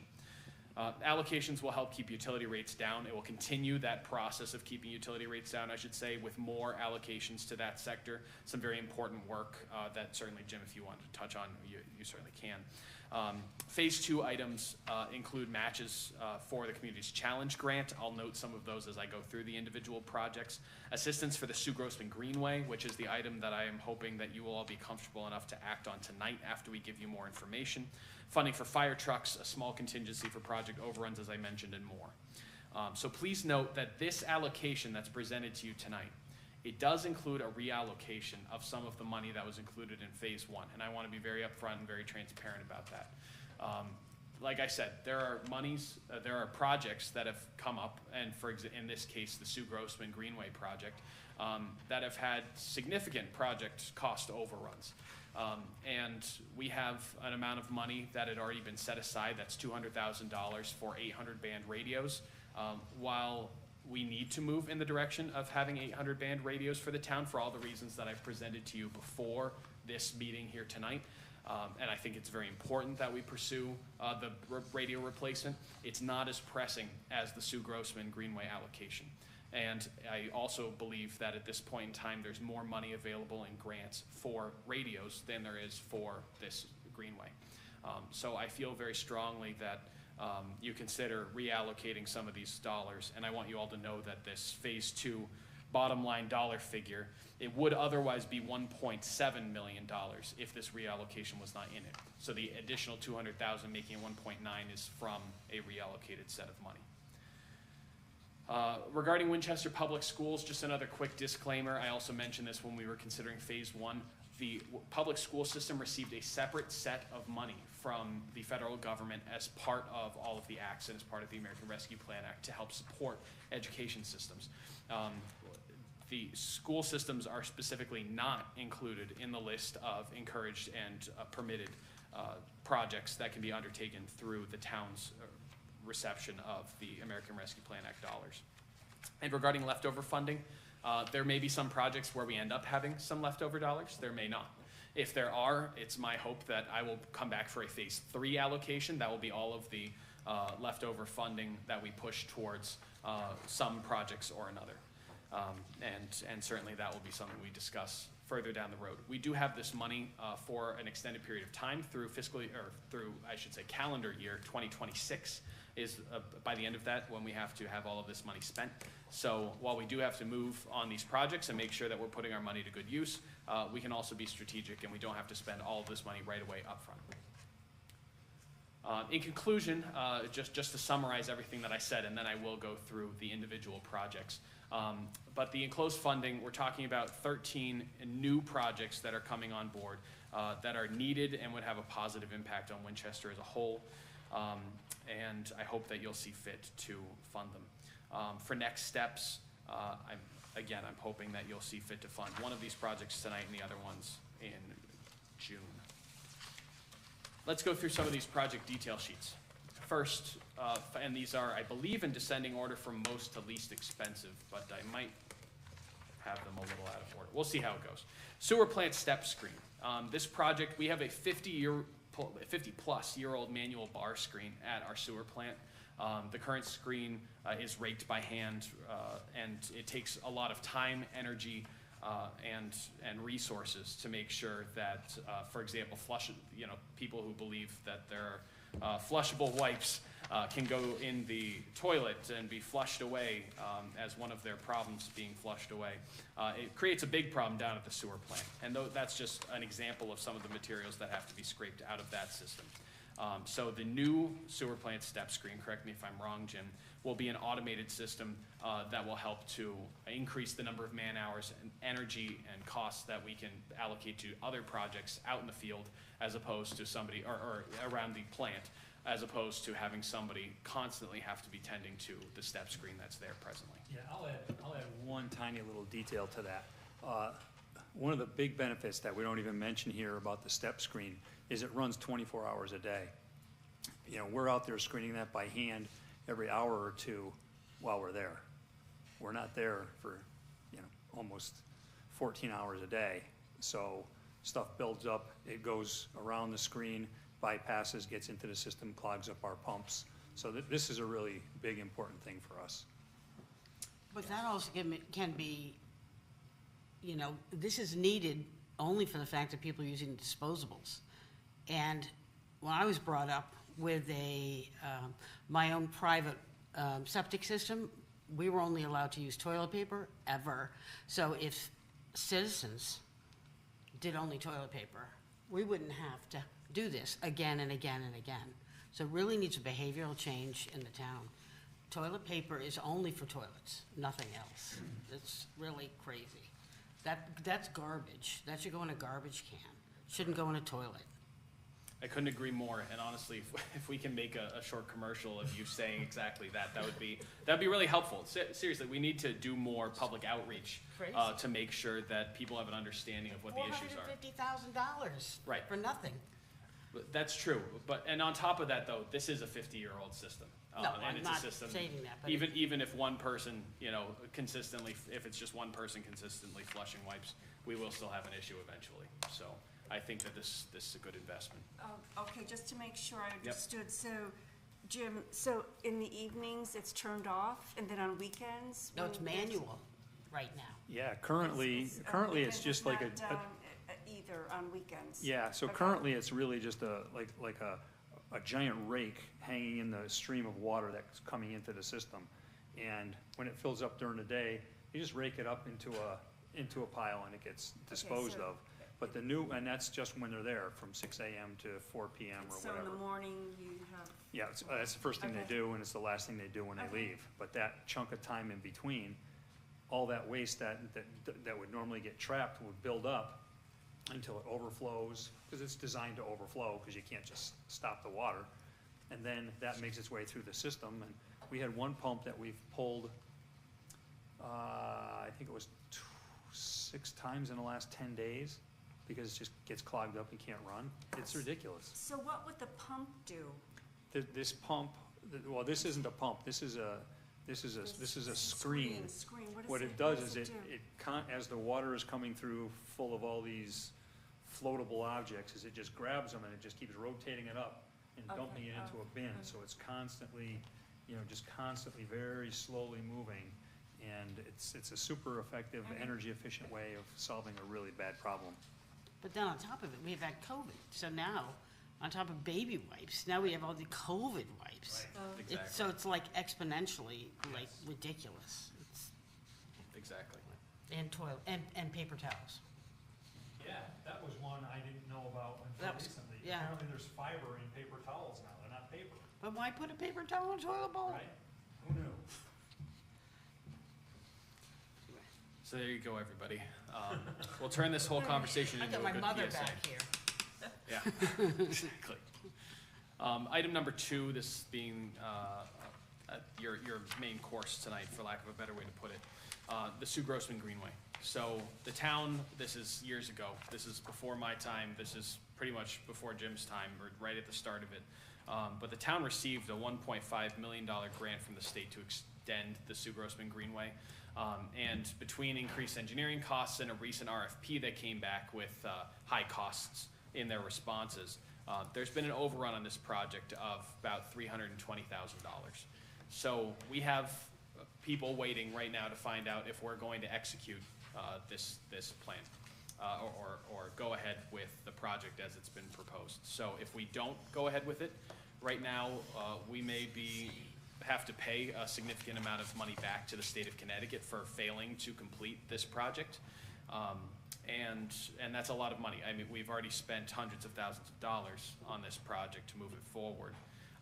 Or if we find this money, which I'm proposing be found out of the American Rescue Plan Act dollars, we can keep the full grant amount that we have and have the actual deliverables of this project. So if you have anything to add to that, Jim. No, we need it. Next one. Next. For the social services coordinator, I apologize, everybody. Candy actually pointed out to me that this number is inaccurate that appears in your packet today. I want that job. Well, so this is through fiscal year 2025. I apologize for the typo.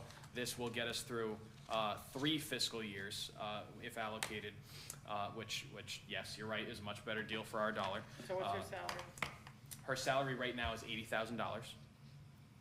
That's in accordance, and it's actually, if you take the hourly wage that she was receiving before and you multiply out everything, she's receiving a little bit less on an hourly basis than she was when she was part-time. Right, well, it was designed as as I told you, it was designed as a part-time program, and then now we've added the benefits on there too, so we're up over $100,000. You're right. We're just a little over $100,000 per year to move this forward. And yes, if you're all keeping track at home, this is only $272,670. This is being paired with the allocation that was made through phase 1, which is $60,000. That will get us to the 300 and change thousand that is needed to keep that position full-time with no taxpayer impact through fiscal year 2025. If the Board of Selectmen sees fit to cut this, we had a pretty extensive conversation, I think, back in December about having the social services coordinator go full-time. I think that it was the right choice. I think that we are seeing an increased number of evictions. I think we're seeing an increased amount of need in our community that's being met as with her as a key partner, and with her being able to keep up with all of the work that our other community partners are able to do. So I think that it's been a great move. Certainly, if the Board of Selectmen sees fit to have that revisit that conversation, that option is always available to you in terms of this funding. But the proposal on the table is to try and keep this social services coordinator off the taxpayer backs as much as possible going forward, for the next several years, at least through the number of fiscal years that we can get through before the ARPA funds have to be expended. You want comments now or later? If you would like to make them now, I'm happy to take notes. Well, I'll couple it with the economic development person that you have down there too. I think we need to have some data in terms of who's being served, and whatnot. And when we get down to the other one, obviously, you already know I'm gonna ask you about, the taxable growth, jobs created, and I'm the social services coordinator, who are we serving? Where are we serving? Because we are now, we got a pretty good, the salary is up there now, and so I think the data has to drive decisions on here, and I have been concerned a little bit for a while on the data around all this. Okay. So before I would vote to keep extending the positions, because I keep looking at what's gonna be here 5 to 10 years from now, what are the benefits, what are things that, are one-time opportunities, such as the step screen, such as the greenway, such as the pumpers. So I think that there's 2 other little things to it when you get to them, I'll talk about them. Yep.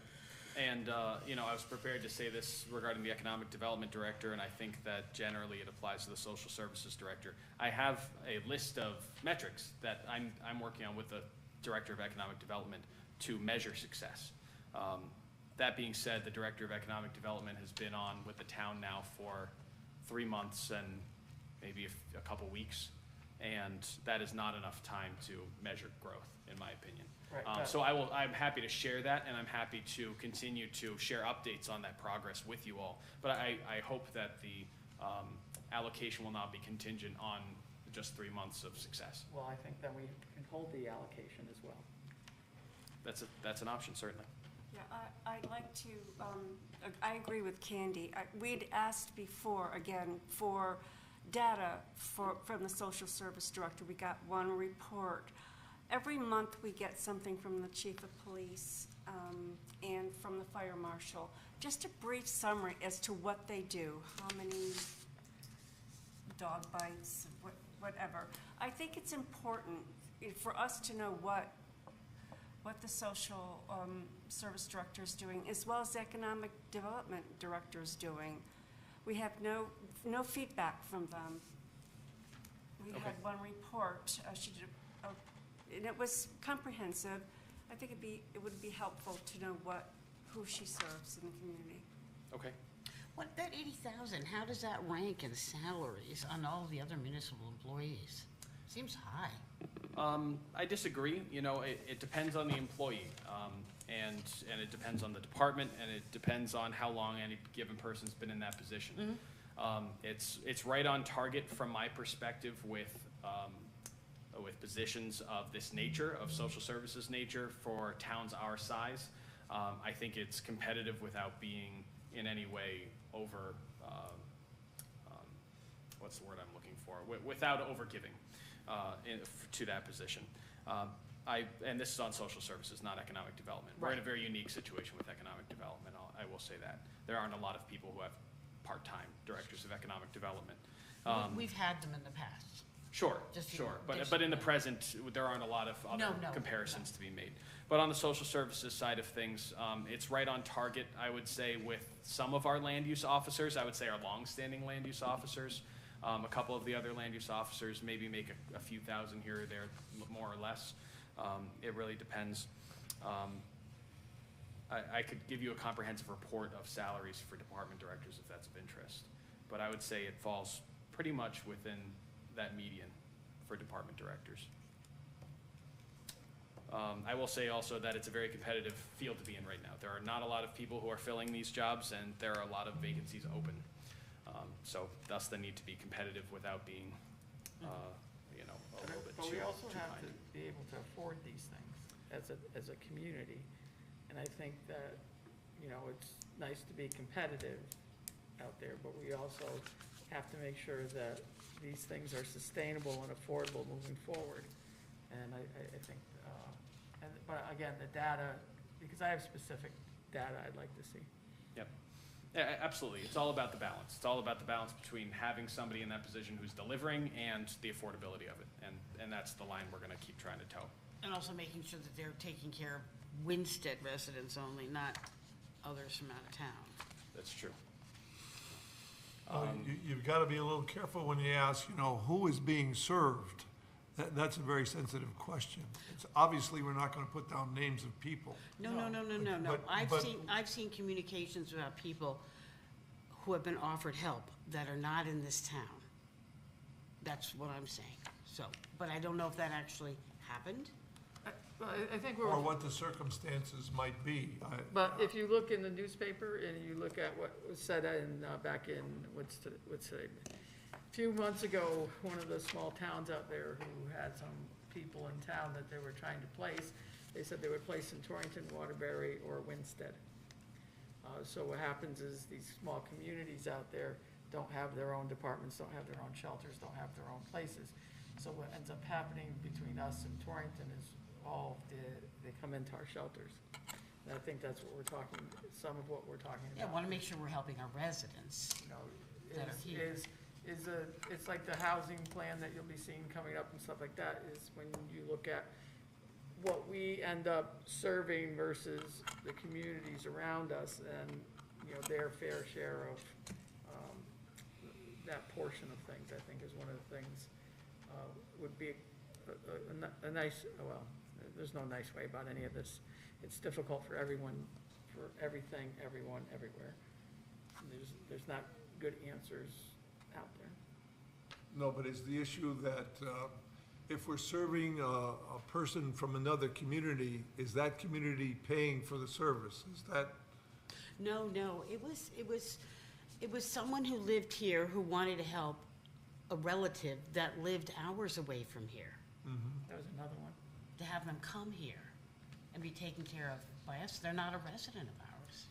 I can actually speak, I don't know if everybody wants me to speak to this situation, but I do know it in the situation that you're describing pretty intimately, and without using names, I would be happy to just shed a little light on it right now.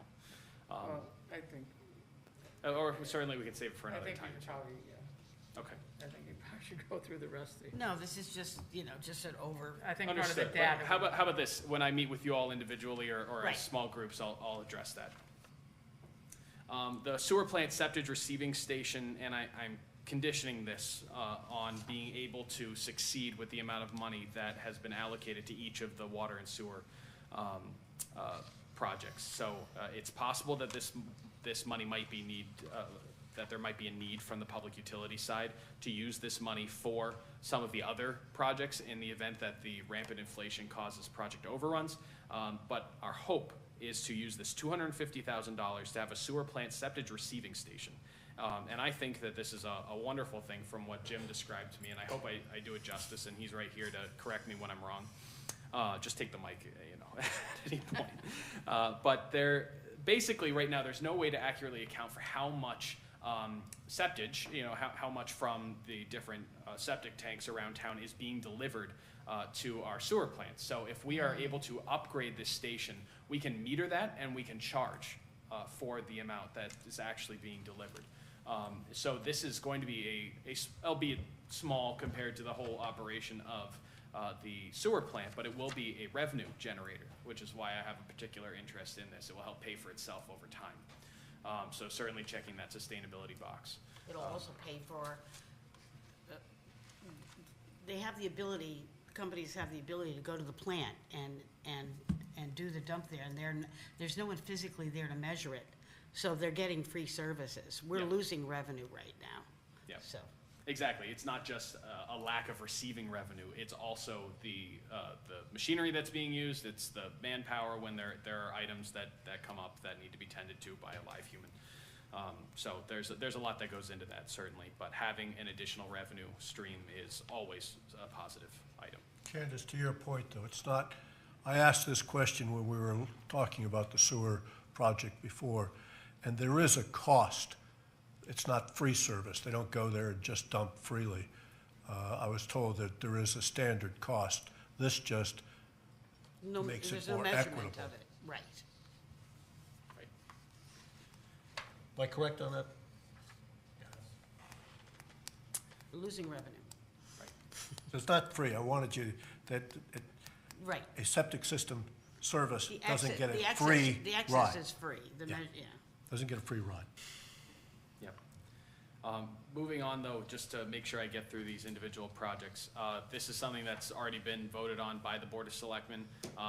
For $607,000, we have, the Board of Selectmen has authorized the purchase of a replacement for Winstead Fire Department engine number 1. This is related to increasing maintenance costs with the vehicle due to the age of the vehicle. And the allocation will successfully get the fire department over the hurdle of the $607,000 mark that they need to have in the bank account in order to pay for this. So this is already under contract. There will be no price increases, et cetera. This truck is already in the works, but we just need to get over that finish line and make sure that all the money's in the bank for when they come and ask for that check. Facade program supplemental funding. This is an item that I've shared, I believe, with each of you privately before now, but we had over $400,000 in facade requests through the facade improvement program, which is amazing and wonderful that there's so much interest in making improvements to our town. and to the facades that are here, especially in the Main Street downtown corridor. But the bottom line is that we don't have $400,000 allocated to this. We very successfully, and thanks to the Building Healthier Communities grant from Charlotte Hungerford and Hartford Healthcare, had $150,000 that was allocated to this. And in order to push the town's improvement of its facades and physical structures in the downtown area to the next level, I'm not asking for it to fund the full $400,000 amount. Instead, the tactic that I've been using with a lot of these businesses and that I've been speaking about with the committee that's been reviewing these facade improvement applications is to try and get a level of match. So if somebody came in and asked for $20,000, we've been countering with either 15 or 10, depending on the project, and saying, you need to have some skin in the game. We're not covering this 100%, but we need you to meet us halfway.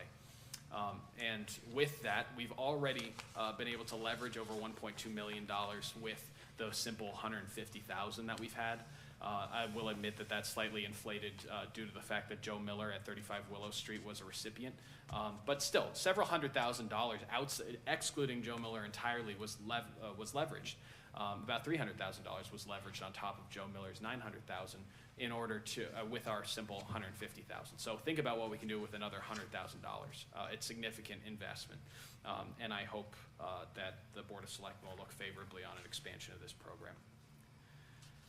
The Winchester for $100,000 as well, the Winchester Fire Department pumper/tanker. This is another item that I know I've spoken with you all about in private. They're planning to replace a 1970 pumper and a 1989 tanker with a new single vehicle that's estimated to cost $396,000. They are just asking for $100,000 from us. That between private donations and financing, they are going to cover the rest. So talk about some bang for our buck. And, a grant from the USDA that they're pursuing as well. So again, the request is $100,000. That request hasn't changed despite the fact that this cost has increased over the last several months. And it will reduce their 2 trucks into 1, meaning hopefully reduced maintenance costs. The Director of Economic Development, I feel like we've already covered this a little bit, so I will take all of the notes from comments that were made previously, and I will have some answers and some more information for you at the next meeting. But the town used phase 1 of the ARPA funding to hire a part-time Director of Economic Development. That is funded through February of 2023. This is not pressing to approve.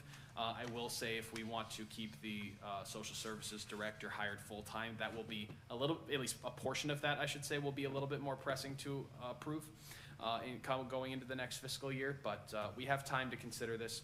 Approval of additional funding will allow the position to be funded for a second year without any impact to taxpayers. Community center review. This is something that I've spoken to all of you about in private, at least in one way, shape, or form. Right now, there is a conversation that's to be had around the building at 44 Elm Street. This is an ongoing conversation that's been taking place over the last many months.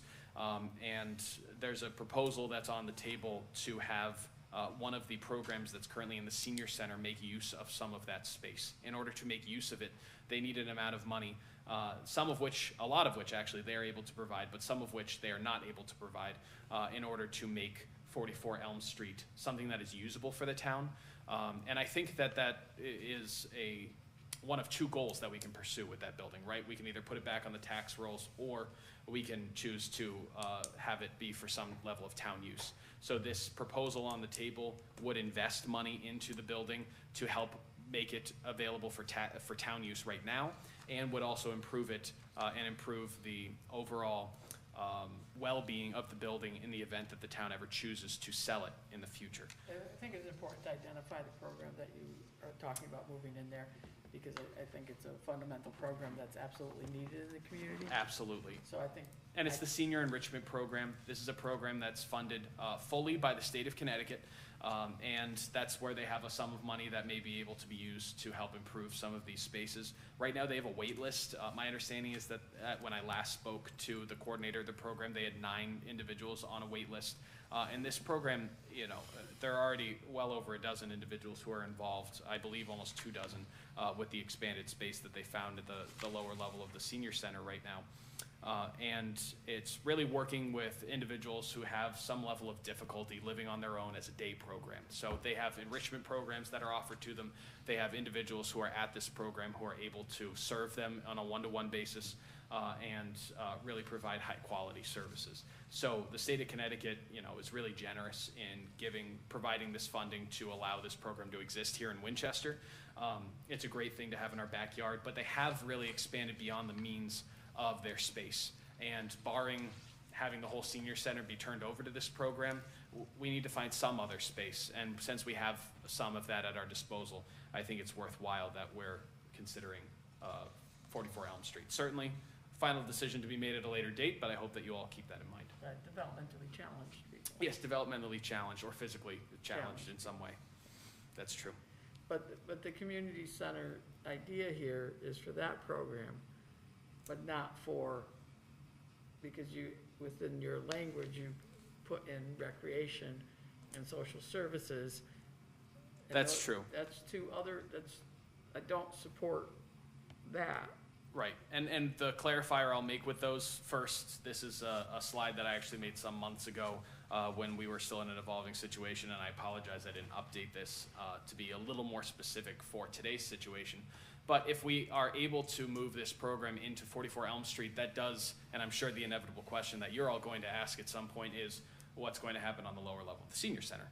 The answer to that is, there are some other programs that the town runs or could run if it had more space and if it was able to make use of the lower level of the senior center. Or you could use it for storage for the voters. That's or part of it. holiday decorations. But this Yep. $50,000, I would want it to go into concrete Absolutely. stuff, not a review, not a consultant, it would have to be for,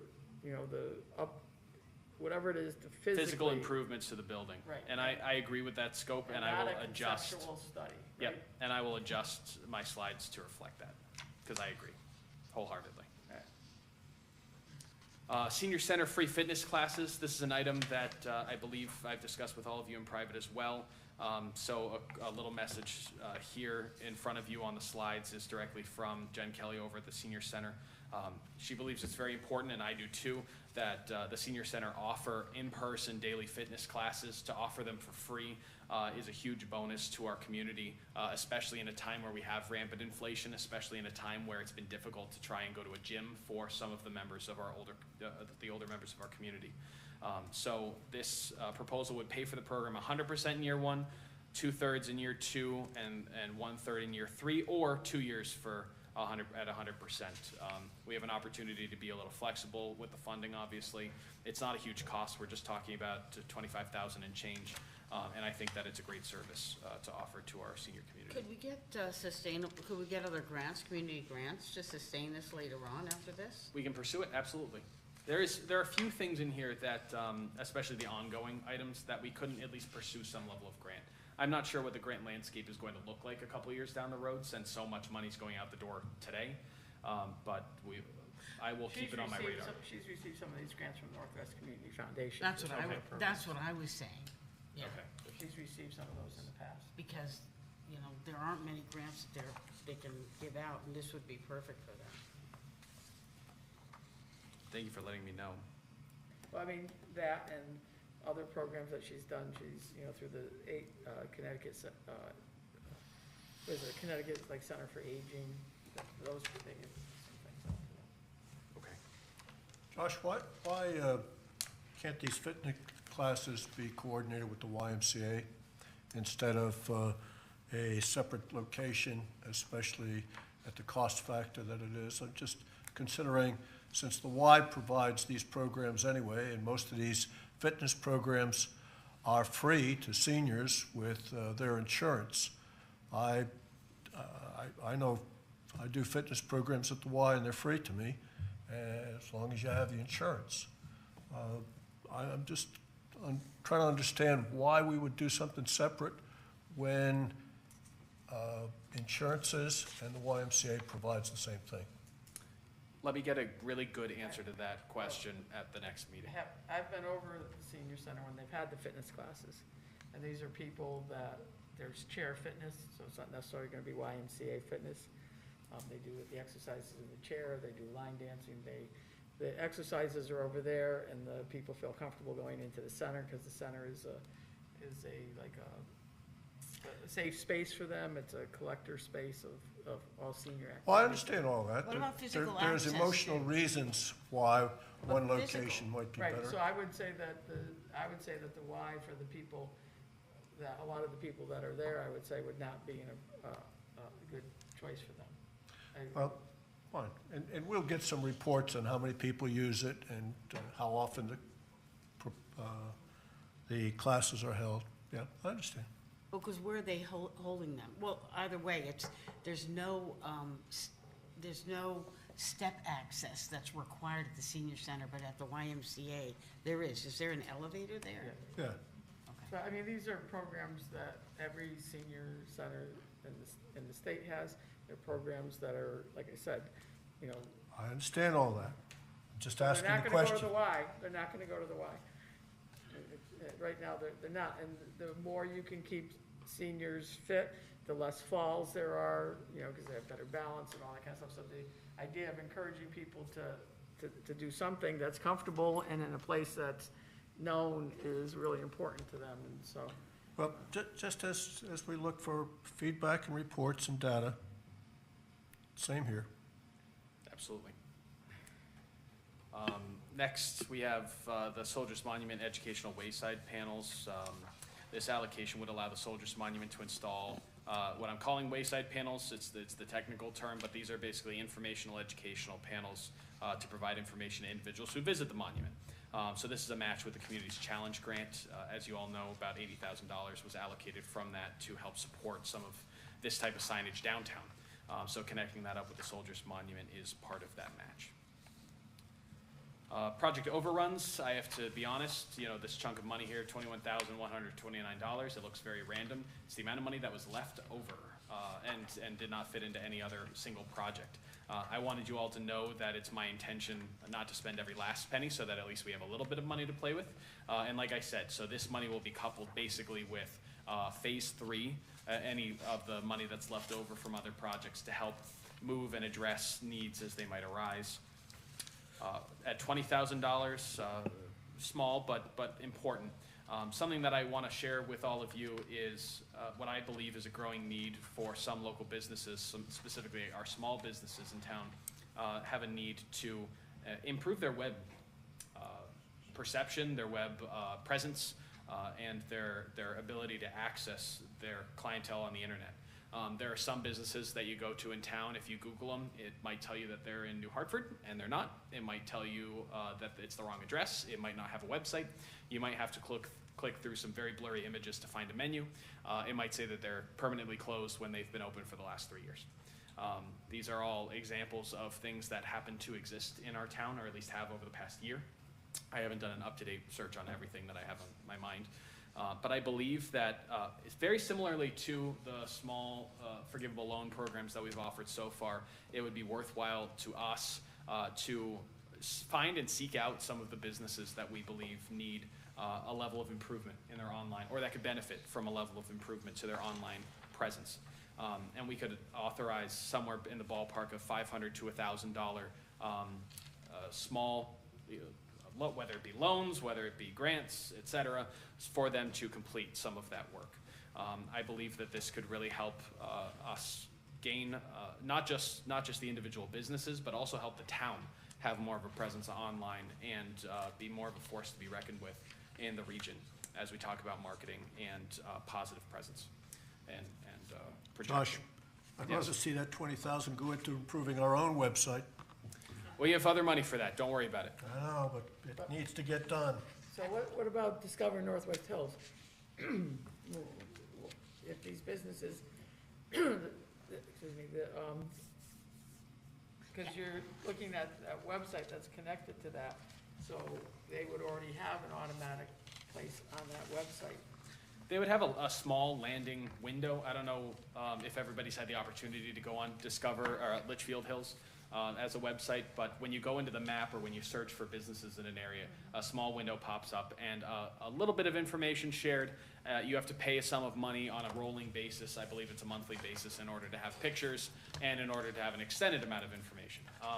So I think that it's a great resource for everybody to be a part of, and actually, if we're going to offer out either a grant or a loan through this allocation, this $20,000 allocation, I think it should be a requirement that the business get connected with CT Visit, if applicable, and with Discover Litchfield Hills, which I think is applicable to pretty much all of our businesses in town to some level.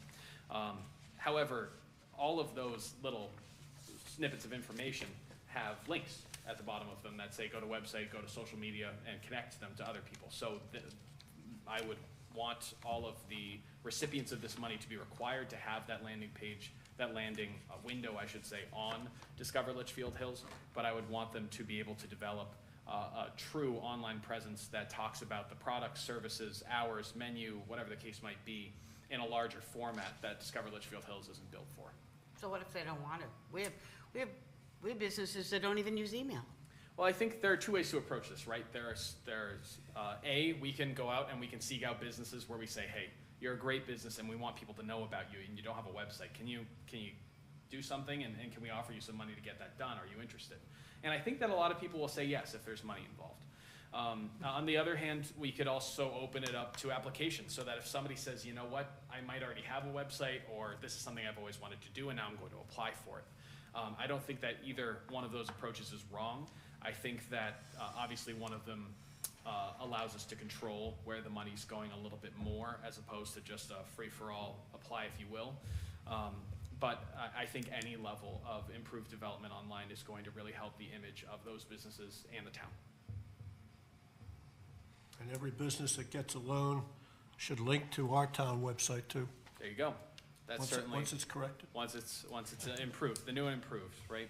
When are you dating that, by the way? So we're exploring all options right now. I have to admit it's not been at the top of my priority list for the other variety of projects that we've all been working on together. But I'm hoping that this summer. Yeah, once we have a budget, exactly. I'm hoping this summer it's going to be one of my top 5 priorities. So we have a few projects, I think, this spring that are starting to roll off and will give me a little more bandwidth to focus on other items. Last is public art, and actually I need to speak with Candace a little bit more about this. What's up with this? Well, so Friends of Main Street, I know, had said that it was Made a willing to, commitment to it, right? made a commitment to it, but as a backup, in case you wanted to fundraise elsewhere, I also wanted to note that there is a small amount of money available here if you wanted to do that. Of course, with the Board of Selectmen, if Friends of Main Street is going to commit and is able to make that commitment going forward, then we can certainly remove this and put it towards another project, no problem. But I wanted everybody to know that if money exists, one way or the other, just to make sure that we have all of our matches settled and give Friends of Main Street a little bit more time to make sure. Well, we made as a to its- commitment, so it's up to you. I mean, Okay. when we said we would, we would. Well, then I'm happy to take you up on that. Yeah. So are there any other questions or items that you really want me to, questions you want answered or facts and information you'd like me to bring to the next meeting? I'd love to see money towards engineering of the rest of the Sue Grossman Greenway. I don't know about some of these other projects. I mean, that to me is, we don't have the funding yet, but I mean, I would like to get something moving along here with that, but, I don't know. See how the other Board of Selectmen feel about the allocation of the funds. Earlier this evening, when they were here discussing the conservation easement, you talked about trails, and they said how, I know it's a different concept, but volunteers were able to go out with their chainsaws and make their trails. Why wasn't something like, why was Sue Grossman so difficult with Oh the my God. project? Because of private property? No, oh my God, there's no comparison. It's, I know that, but But it's- why does it take, I know I've been here 5-6 years on this Oh, project and yeah. nothing's happened. it's engineering. I think I what's can this- answer that with probably one word, and it's called permitting. So you don't need the permits up there in here, you needed all the permits? We need And easements. if you, For easements for you private know, property? the trail up Up through the there. watershed, you might need a wetlands permit or something, Okay. which is local. Out there, we needed easements, you needed Army Corps Yeah. permits, you need Yeah. local wetlands, you need, you know, it's, And then another set of engineer. yeah, and then everything you Okay. engineer, or somebody, you give it to, give it to some permitting department, and they go, oh, yeah, this is great, but wow, you could do this too. And, oh, yeah, wow, this is great, Okay. yeah, that was a great idea, let's do All more. right. But I And don't it think we just should, mushrooms. I don't think we should sell short the whole idea of how the engineering got stuck either.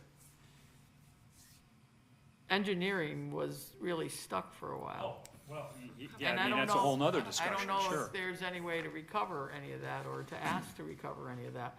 But I think if you look at what's happened in the last year and a half, 2 years, versus what happened in the first 3 or 4, I think, you know, without I don't naming disagree. names, I don't think it's fair to put it all on permitting. I think it's, the engineering was like worse, slower than the turtles on the trail. Sure, Maybe Kurt will use that. I don't know. And I think we have a great engineering group that we're working with now, and it's a great opportunity to move forward as we have and get it done. I mean, I think we should go through eminent domain on parts of that, you know, it's gonna take 2 years to get, you know, we've gotta get those easements. let's get the one section that we've got designed on the ground, and, built. I it's move kind of that, a- the board the- approve 320,000 from the American Rescue Plan Phase 2 for Sue Grossman Greenway. Second. Moved already, a second. Any further discussion on it? All in favor? Thank you, everybody. Moving on to item C, engagement of the town auditor. Since I'm already sitting here and I've got all my papers and I can see all of you so well, I might just hang around. So, if that's all right with everybody, otherwise I'll come rejoin you. No, you're fine. But, so, King and Associates, they've served as our auditing agency for the last 9 fiscal years. And they have included a letter for you and for your consideration, outlining the fact that as a total cost for their services this coming year, they would exact $55,000 as a fee. If you parse that out, they're estimating 29,000 should come from the town, 17,000 from the Board of Education, 9,000 from the Water and Sewer. This does represent a little bit of an increase, as you can see, in fiscal year 21, we were talking about $49,820. Obviously, there have been some cost increases that have been associated with everything, with just the cost of business. So certainly, these are lower fees than I've seen in other towns our size and even smaller in the state of Connecticut. I think that this is a great level of service that we get for this price. I've come to, in working with them this past year, not in a very close manner, but in an oversight and corresponding manner. I've come to trust King and Associates, and I think that we're in very good hands by continuing on with them with this audit. So I recommend that you adopt the motion as presented unless there are questions. Andy? I move that the Board of Selectmen authorize the town manager to sign the letter of engagement with King Associates for the terms described in correspondence received May 12, 2022, to complete the 2021-22 audit, with the additional stipulation that King be sure to use the rotating associates that they have agreed to in the past.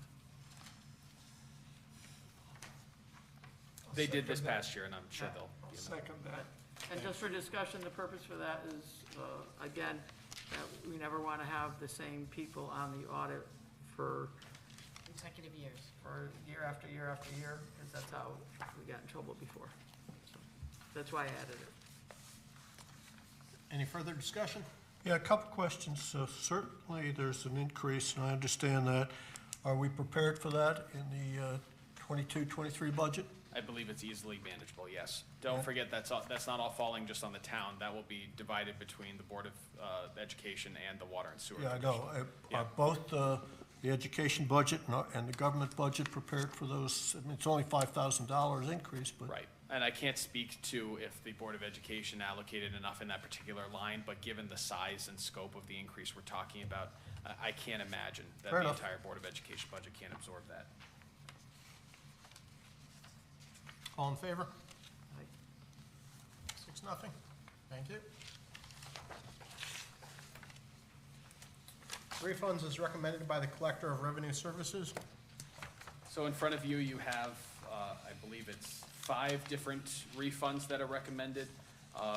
For motor vehicle refunds, it's $315.68 for certificates of correction. For real estate, you have $1,206.77 as a duplicate payment.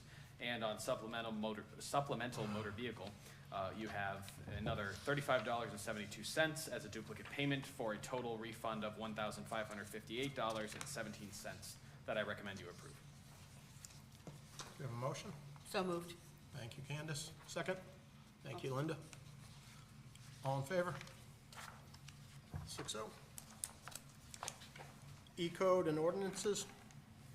Yes, this is mostly just an update for all of you at this point in time. This is one of the items that I'll have the opportunity to discuss with all the members of the Board of Selectmen in private, and I know that we have a couple members of the Board of Selectmen that are already familiar with this process that we've been going through with E-code that are going to be able to help other members of the Board of Selectmen get acquainted with the E-code online system because we're at a stage where we need to begin to have access. We need to have all the selectmen have access to the code as it appears online. The code has come to a point where it will be coming before the Board of Selectmen for ultimate review once we have another round of questions and items that are fine-tuned and adjusted. So in the next week, be on the lookout in your email for an invitation to come to Town Hall. We can do a few members at a time, or actually we could even have the whole group together given the fact that we're talking, this is training to access a website. This is not actually speaking about the ordinances themselves. We'll be careful not to do that while we're all together.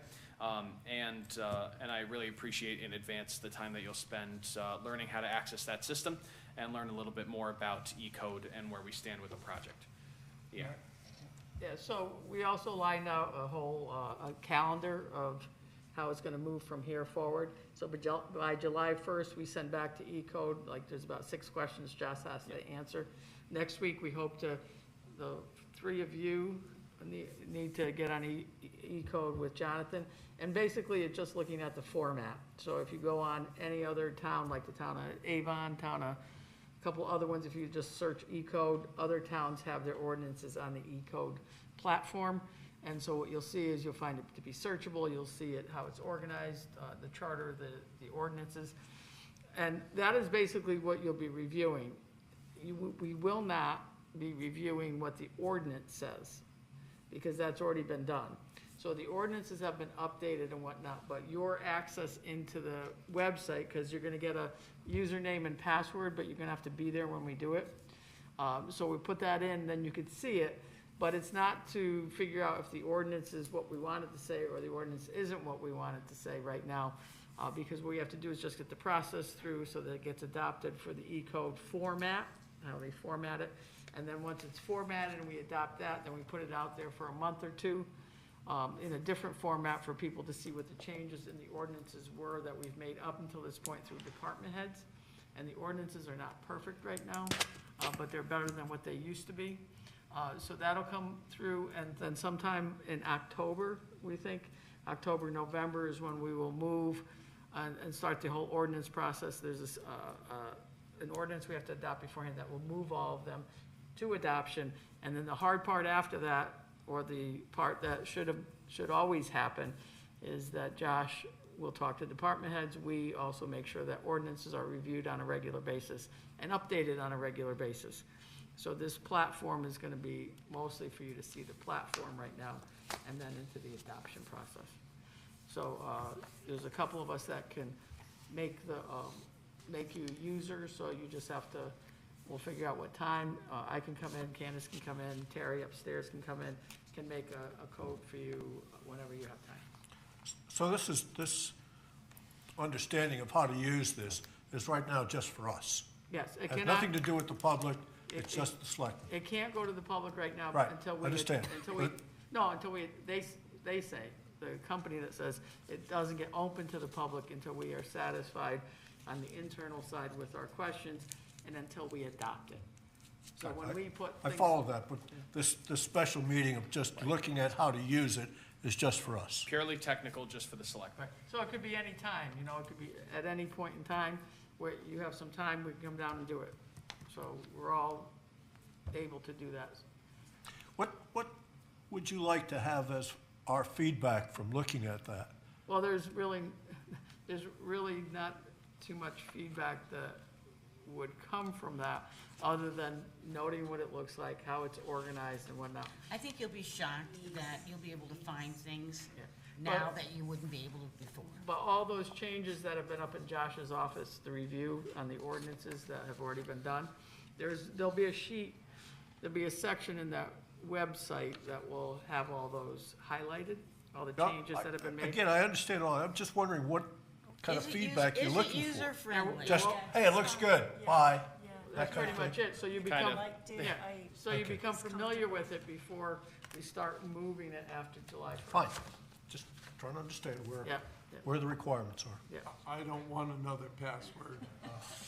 That could be your password. No password. Oh, where I worked, they used to give us evil passwords to get at us. It was so fun. Any further questions on that? All right, moving on to the appointment of a moderator for May 24th special town meeting. Could we, is there any reason why the town manager can't be a moderator? Well, he's busy doing things and answering things, and he can't, like, censor himself. Yeah, that would be my one concern is I'll have to be alongside Jim and a whole team of people be answering as many questions as possible. And I personally feel like I would be very challenged to complete duties Fair as enough, moderator. fair enough. Just asking and do that question. Right, so certainly I would recommend, I have no problem doing it unless somebody has somebody else in mind. I would just say that for this particular meeting, based on everything I've heard right now, we need to make sure that that we have the rules up front in terms of how many minutes they speak, like Josh, you know, like how you have your presentations, but pre-presentation. We should probably have it posted outside the That, and cafeteria. also up on the screen. Up on the screen. Yep. And what all the rules are. I think you should put the charter about the meeting the week before. And then Todd, you just have to really make sure that and be aware that people will jump in with some motions like happened at the town meeting and stuff. And also the form in terms of what, you know, the format that you want to run. So I would just be prepared for that. Todd, and I'd definitely like to have people come to a microphone and use it correctly so everybody can hear. Because sometimes in that handheld mic, they hold it here and it comes down to here and you can't hear it. When they bring it up to here, it finally can. So I would imagine Pearson probably has a podium, maybe. So one of the times we were there, we had two microphones. You know, we had them set up two microphones. We had a little problem with the connectability of one, but to have two, one for you as the moderator and up front speakers, and one out in the audience for it. And so I was thinking maybe a podium out there. Didn't we purchase an additional podium I read somewhere? so I'm actually going to talk to you about that as part of my budget transfer. So, Oh, that's right. Yeah, that's where I read it. yeah, yeah. that's it. Sorry. No, you're okay. I know I read about it somewhere. It's surprising that we don't have podiums around, but, or we don't share them. So I make a motion that we appoint the mayor as the moderator for May 24th special town meeting. We have a s- well, thank you, Candace. Further discussion? All in favor? 6-0. Consider item 22-32, proposed line item transfer. Thank you. So this is really in two parts. As you'll see, my request, if you're looking at the second page of this item, it's really one transfer that I'm proposing, but it's been split into two different steps. The first is an intra-departmental transfer. So it's for $2,300, and it's the transfer from the medical line in the town manager's budget to three other town manager lines. So those being office supplies, membership dues and subscriptions, and purchase of office equipment. So regarding office supplies, we have a need there with office supplies, we have a need there to simply purchase an additional set of items. That does include frames and proclamation paper, as there have been a number of events recently that have required that, as well as other office supplies.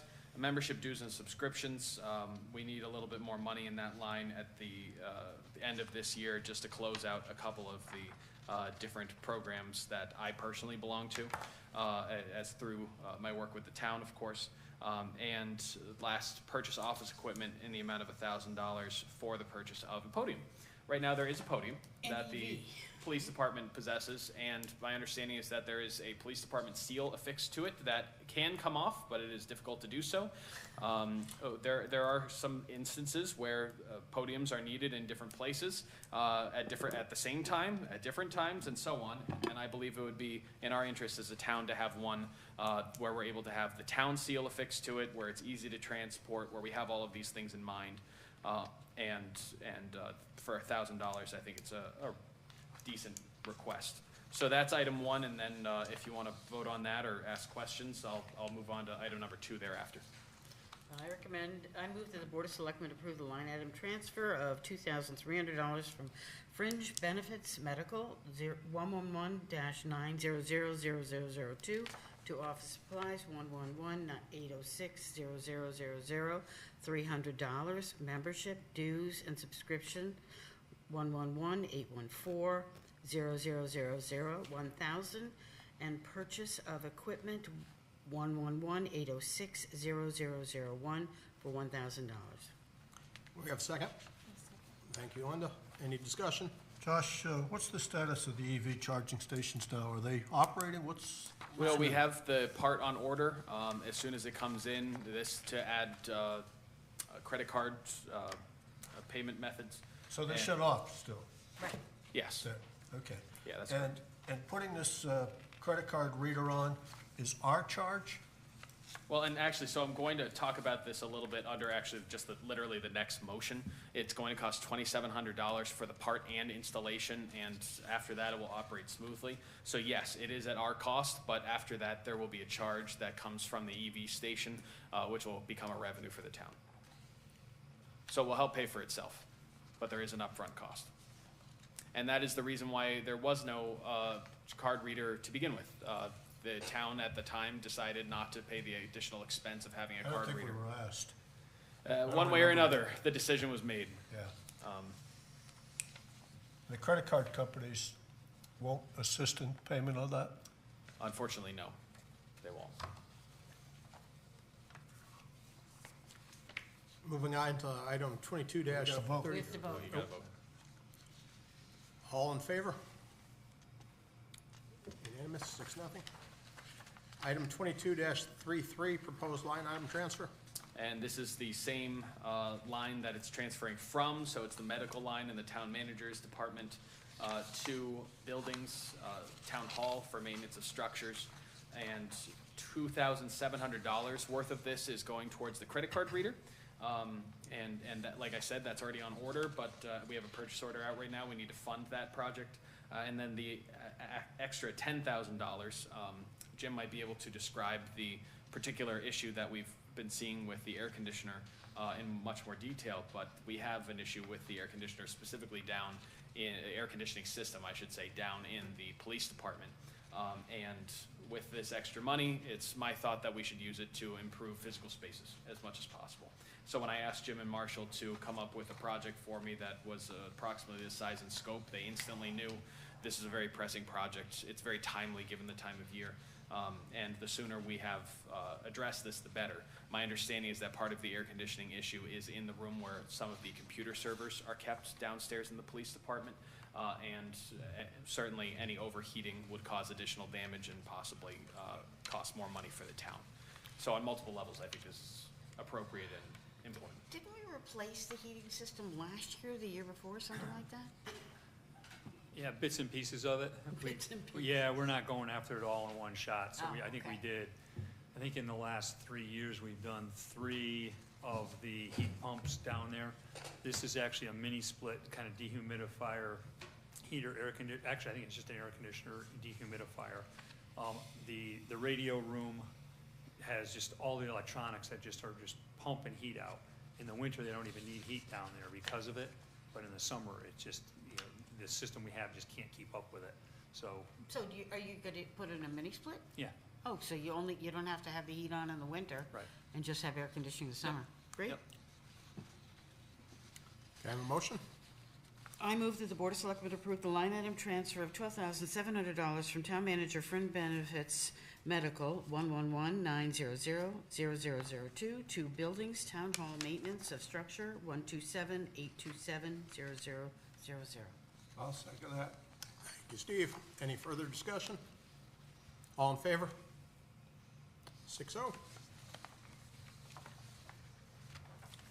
We lost all our citizens. Jim? Oh, no, there's a citizen. Well, I get a chance to comment? You want the responses. Moving on to Selectmen's comments and reports. I was gonna bring up about the Water and Sewer Commission, but discussed all the items that we discussed at our last meeting about the need for these, the ARPA fund items that were mentioned, so that's what I was gonna talk about. Candy? On May 31st, there's a housing plan meeting, and I would think that it would behoove everybody on the Board of Selectmen become familiar with that plan. I think we're gonna need to give it a lot of thought, because it's gonna end up coming before us for adoption. And there's a lot of stuff in there. So I would encourage all of you to attend that meeting, then, as well as the public's been getting information out there as well in terms of attendance at that meeting.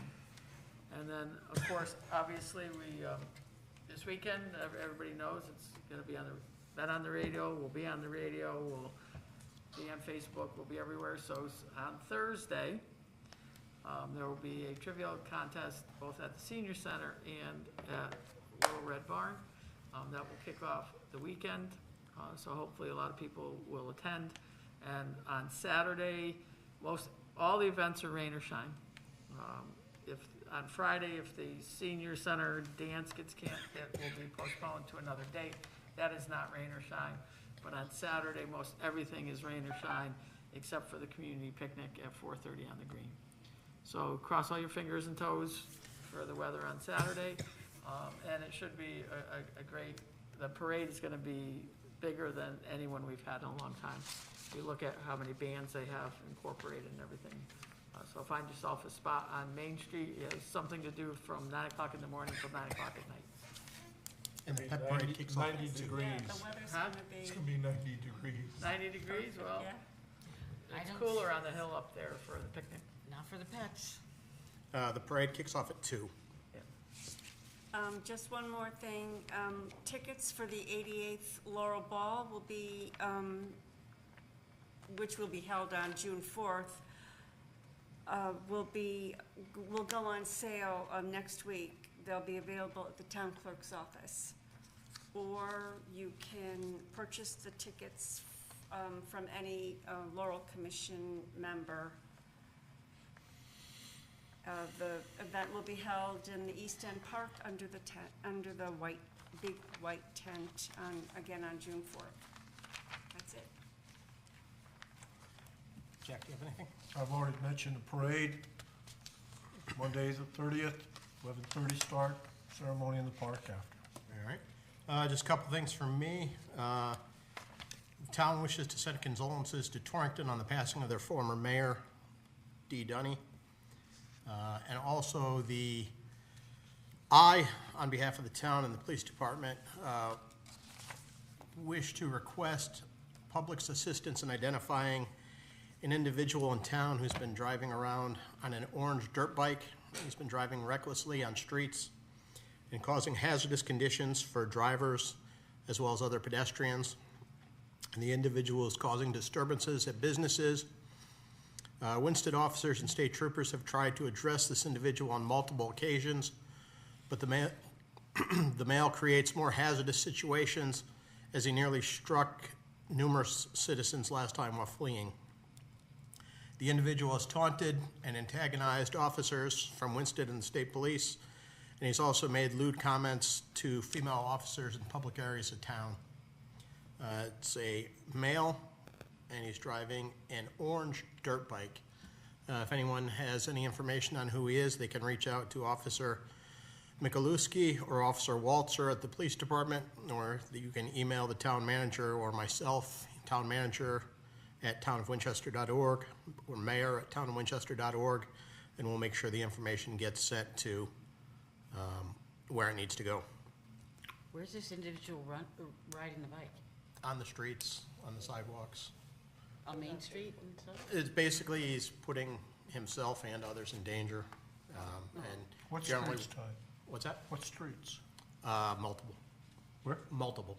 Main Street or Yeah. off streets? All of them. There's a Facebook picture on it, and I think it was like over by the park, right? Yes. Yeah, I believe that was East End Park in that photo. That's all I have. Steve? I move we adjourn. Second. Thank you, Candace. All in favor? Unanimous. Thank you. Enjoy the weather this weekend and the 250th festivities.